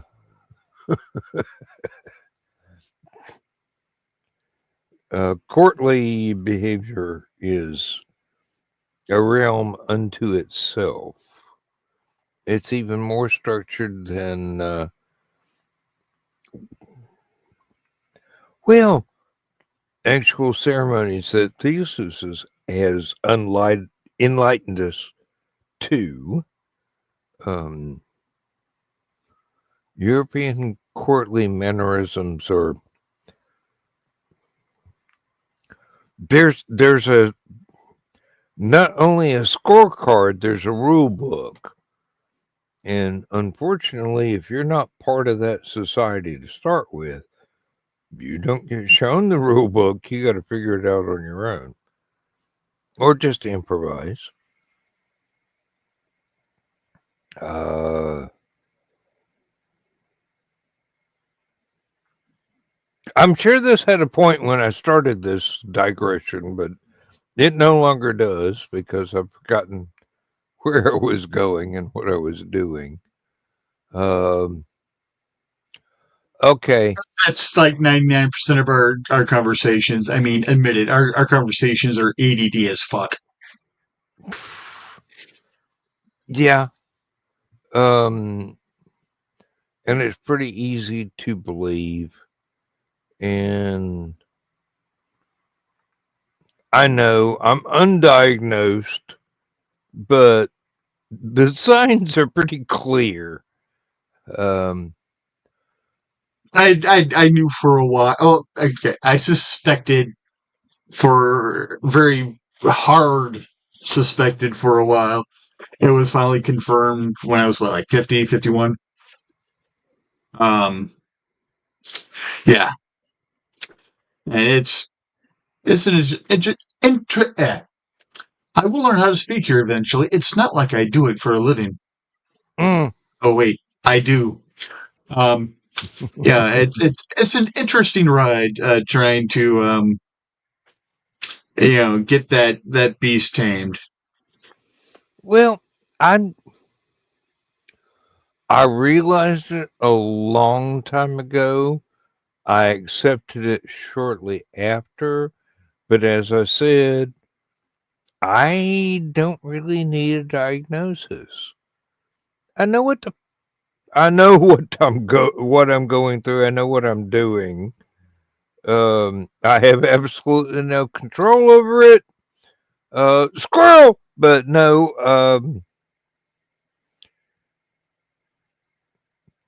And there are a lot of other things thrown in there. I mean, I can hyper focus on something for months and then go, well, that was fun. What next? I, Uh, I thought I was working on chainmail for like 15 minutes. Misty tells me she's going to bed at like 9 o'clock. Yeah, again, I said I thought I was working on it for like 15 minutes. She comes in and, well, if you're not gonna, and I'm like, what? It's only been a couple of minutes.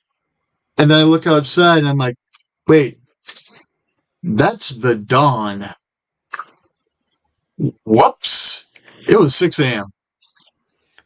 yes, there have been times when I've been working on stuff back here and not been online talking to anybody, just working on typing or editing or throwing HTML code at stuff. And Lindsay's come in and go, you know, um, it's 4 a.m. Don't you think you could sleep sometime? And I'm going, I haven't even nodded off in my chair for the last 28 hours. Uh, yeah. Oh, wow. That's the Throw top of that, the protofez.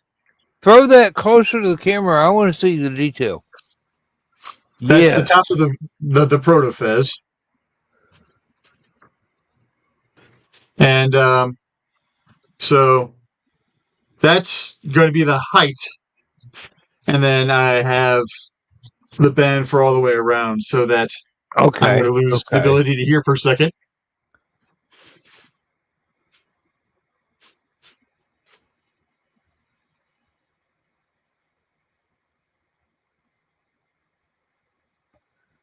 So That yeah, is that is going to be so cool when you get it done. it's trying to figure out the proper expansion to get it from this to the opening to fit my fat noggin. Well,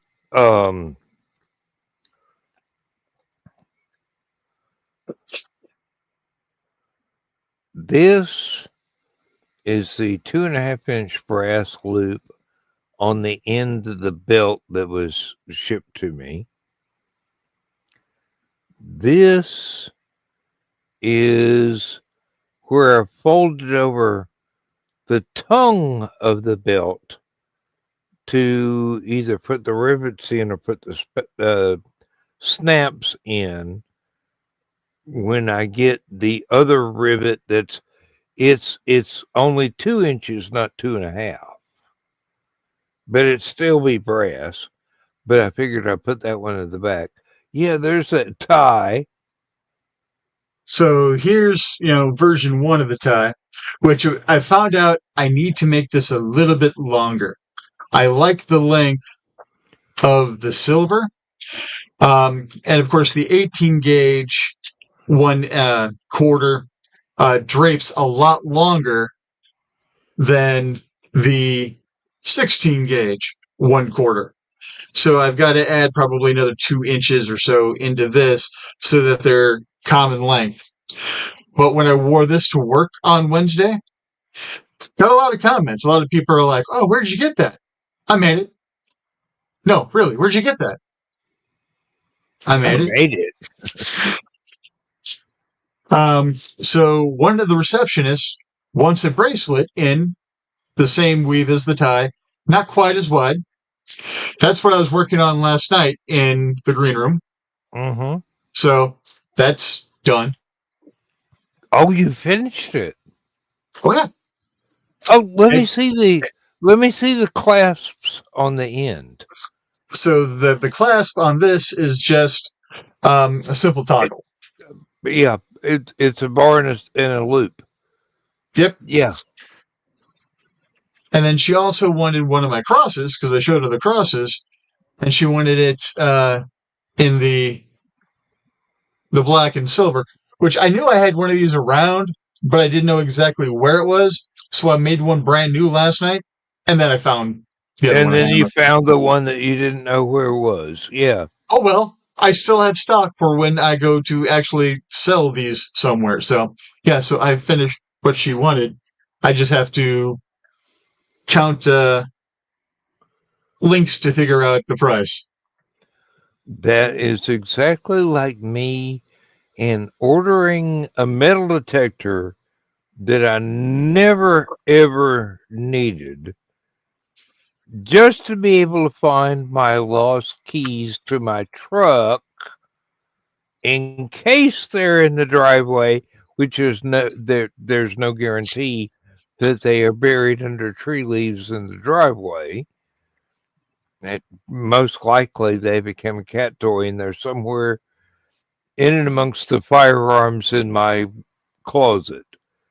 Um, and the firearms are all in cases, so I can pull that out of the way easily enough and keep searching. But if it became a cat toy, I don't know what universe it's in. Yeah, And so some of those I don't want to visit. Yeah.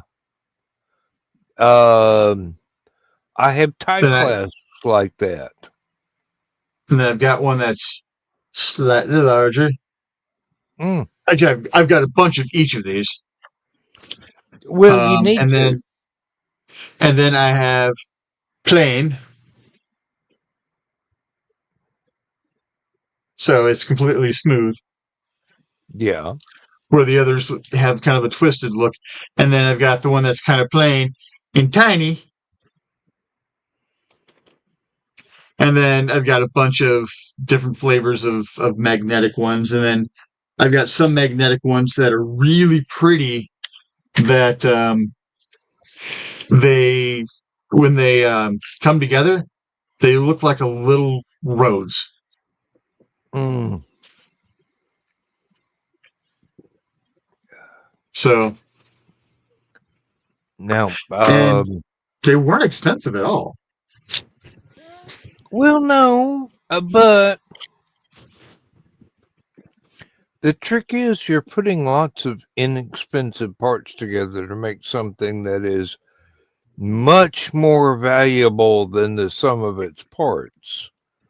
Well, yeah, what I'm saying is, I mean, to get a good quantity of these to make stuff and have stuff handy. So I mean, I can make a ton of bracelets that are similar to this, and then just have them sitting by and be like, all right, what kind of clasp do you want on it?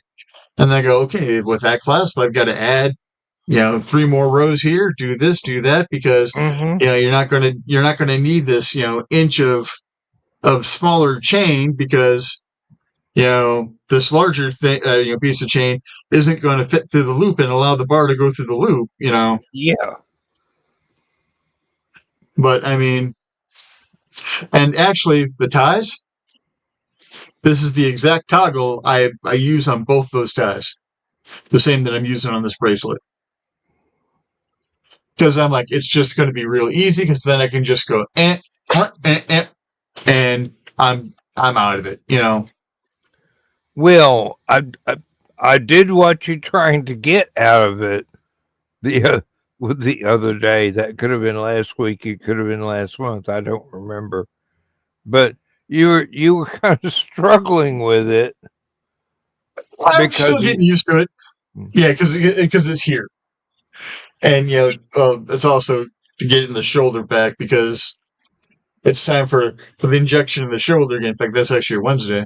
hmm well, I mean, the main problem was it was hidden underneath your shirt collar, Yeah, and you were having trouble bending your right shoulder enough to get to it yeah, because and it's then almost time for another injection. the other thing that I didn't take into account is because of the rubber rings that I do have placed throughout the neck chain, it holds it in place very well. So I don't have to worry about slippage. So I went to try to, twist it a little bit so I had a little bit better. No, it didn't want to budge because the rubber's grabbing onto the shirt like, no, we're not going anywhere. I'm like, son of a... I'm like, it works nicely. Yeah, but rubber and cloth do not like to glide across each other. Yeah. It's ribbed for your pleasure or your inconvenience. Yeah,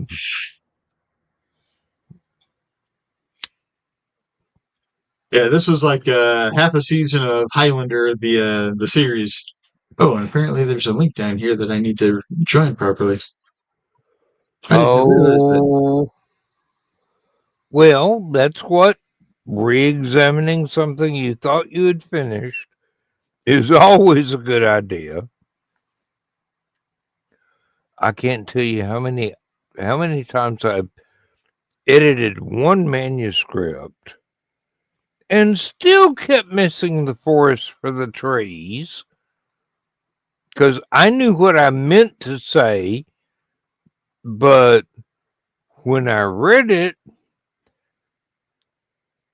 I kept missing certain typos because I knew what it was supposed to say, and my eye just kept going rather than spotting the error.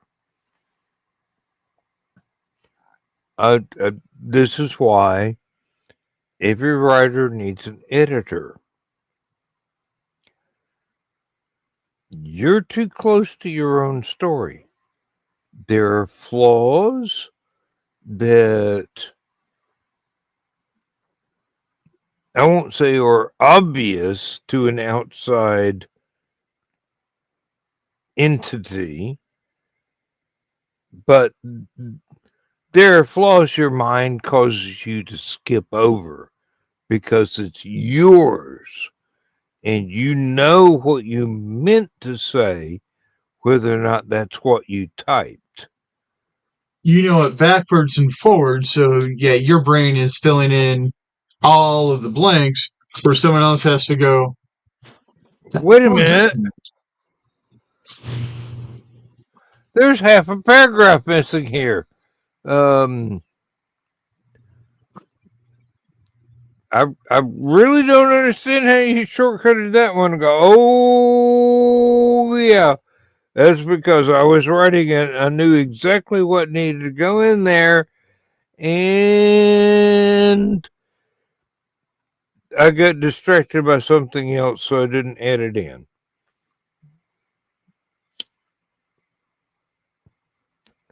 Oh, speaking of being distracted, I have been saying on various chats, there is a crow apparently building a nest either under or on top of my air conditioner here in this room.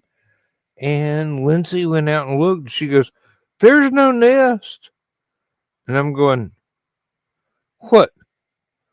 The crow is just randomly landing on the air conditioner and cussing me out for 30 minutes? Which responsibility have I neglected? I just don't know. Besides, it's only one. It's not like I could call the name of both of Odin's crows. And I was about ready to say it's just mutant checking in. well, I don't know if it's Or human or moonin. could be Hugan, yeah. It, 6 of one, half dozen of the other. Or maybe it's both of them taking turns. I don't know. They're That was the just next out thing there that was right across talking my to mind. me. One at a time, they're out there talking to me. I'm going, oh, I got to have a long talk with my boys. Um, something going on. I need to know more.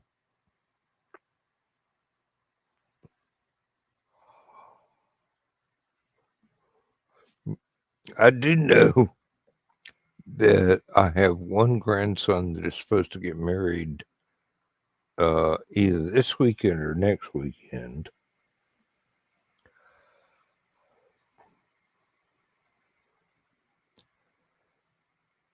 Lindsay is upset because we didn't get an invitation to the wedding. The stepson, who's the father to that grandson, has been born again, found a wonderful wife,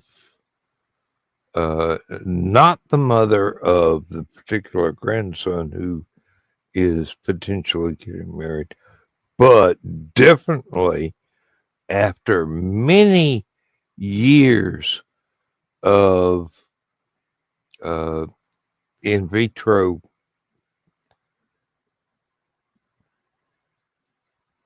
procedures, been able to give birth to a granddaughter.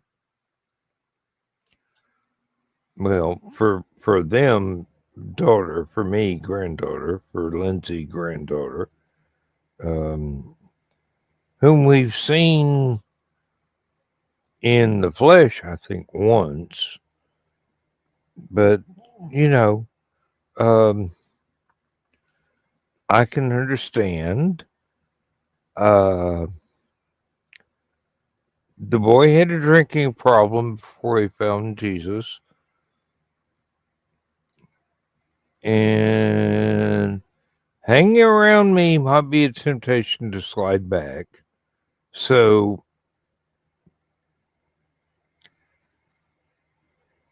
if that means I have to step back and let him live his own life in order to keep him from falling from the straight and narrow, I don't have to like it, but I do have to accept it. That's his choice, his life. As long as he doesn't screw it up, it's none of my damn business. And even when he does screw it up, I only have the right to say, kid, look into getting some help. I'm not the best example for you to look up to.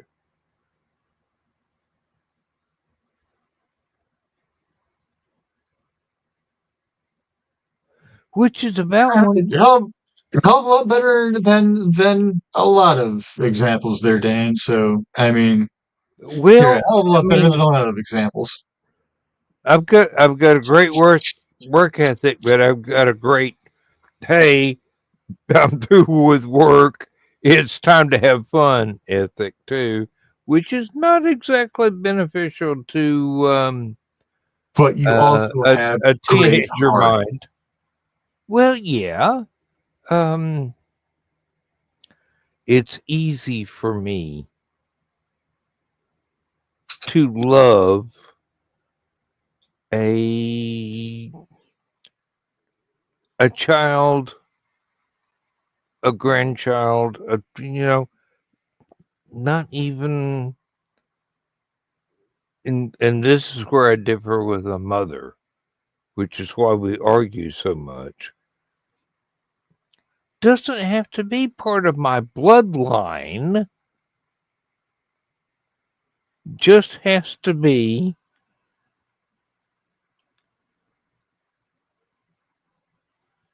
someone I have helped become who they are. Whether it was because I married their mother, or whether it was because I feel I feel a spiritual connection to them after getting to know them. It's like difference between a godfather and a grandfather. Um, you know, There's a lot of people who don't understand that um, my older two, I don't use the word step. exactly. Um, I hate that word. in my family, that is a checkbox on a legal form. The way I look at it, I was part of their lives. I was ceremonially their father, and that's good enough. Now, We've if raised you them, we've loved them, we've been there for the headache, we've been there for the heartache, we've, you thick know, and thin, good or bad, yeah. When they fall, help them get back up again. Try and put them on a reasonably correct path, but their choices are their choices. You in the end, can't. they have to be the man or woman that they have to be. Yeah, Hmm. Now, I Misty have had. is having a problem with that with Crow. There's times that Misty has a really hard time letting go of Crow's birth name. I'm not surprised, and I would probably be doing the same thing. I'm really having an extreme problem referring to Kiri as they, although I have adjusted to other of my friends. It's just I haven't had enough time for that particular linkage to become ingrained. Yeah, Um, I have a hard time with trying to refer to my middle child significant other as she. Um,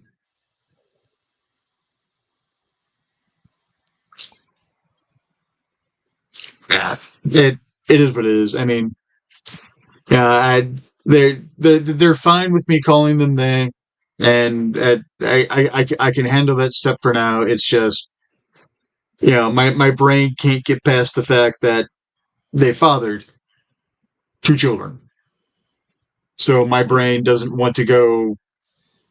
And I mean, the hell does it matter? It's not my life; it's theirs. It's I don't know. I don't know why I can't get past it on that one, but I can look past it on so many others. And I'm able to look past it on Crow. and it doesn't have anything to do how close the family connection is. I mean, seriously, um, I when Kiri came on, I don't remember, it was 2 o'clock Last Man Standing on Thursday. I'm going, damn, you've done a great job with your eye makeup. That's on point. And I made it a point to tell them that. And it's not something I'm trying to point out as a something I'm You're not particularly trying to mock them. proud You're of trying to say, hey, noticing. you've done a good job. Yeah. It's not something I'm trying to point out that I'm the superhero because I noticed and made them. No, it's like, wow, you did great there. let me give you a compliment. And they accepted it on that it's a compliment basis. Um, Curie does not often go to that effort to,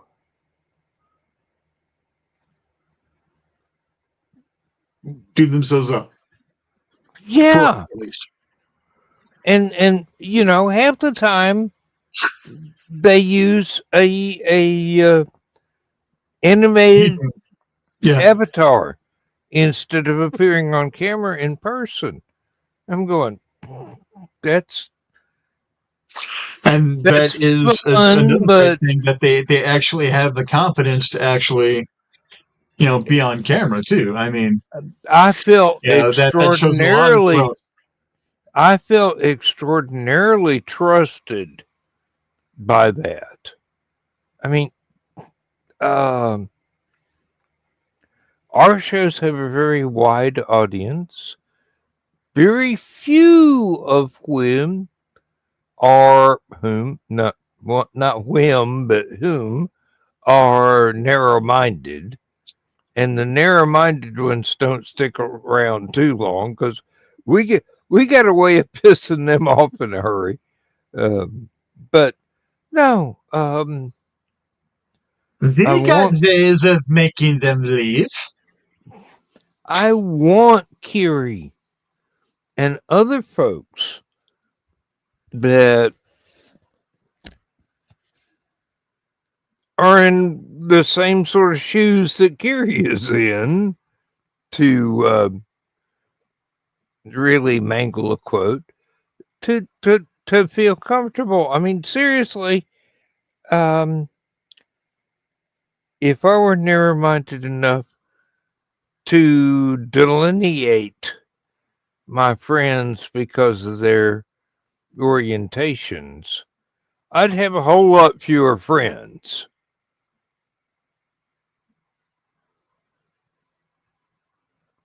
And I'd be worse for it.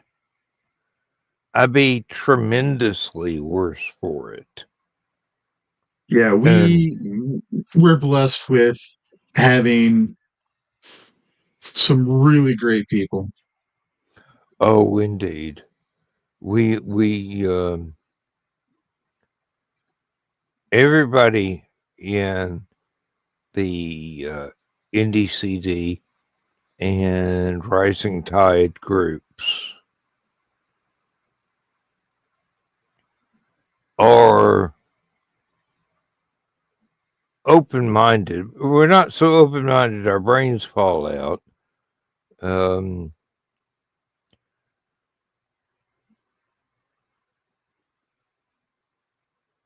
but what you want to be, what you want to do, we're going to encourage you. We're gonna be there rooting for you as you go through whatever struggles you're going through, and we're going to help you in whatever way we can help you. Um, doesn't matter. It's not important. What is important is the online family that we have grown. Oh, wow. Yeah, I actually said that out loud. Yeah, the online family we have grown. This is the important thing.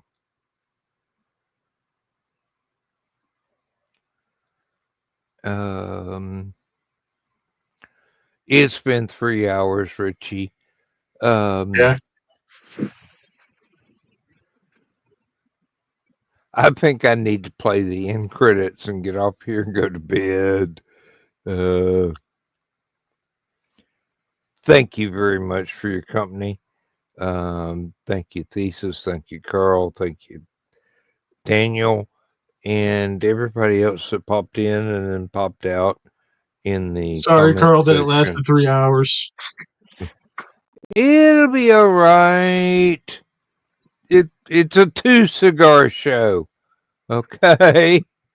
Watch it on 1.5 speed. I'll probably sound like one of the chipmunks. Don't know which one because I don't know which way my voice is pitched. But yeah, it'll be all right. Good night, everybody. Good night, Richie. Thank you for being Good. here. No problem. And go get some sleep. What are you still doing here? Good night. Take a look.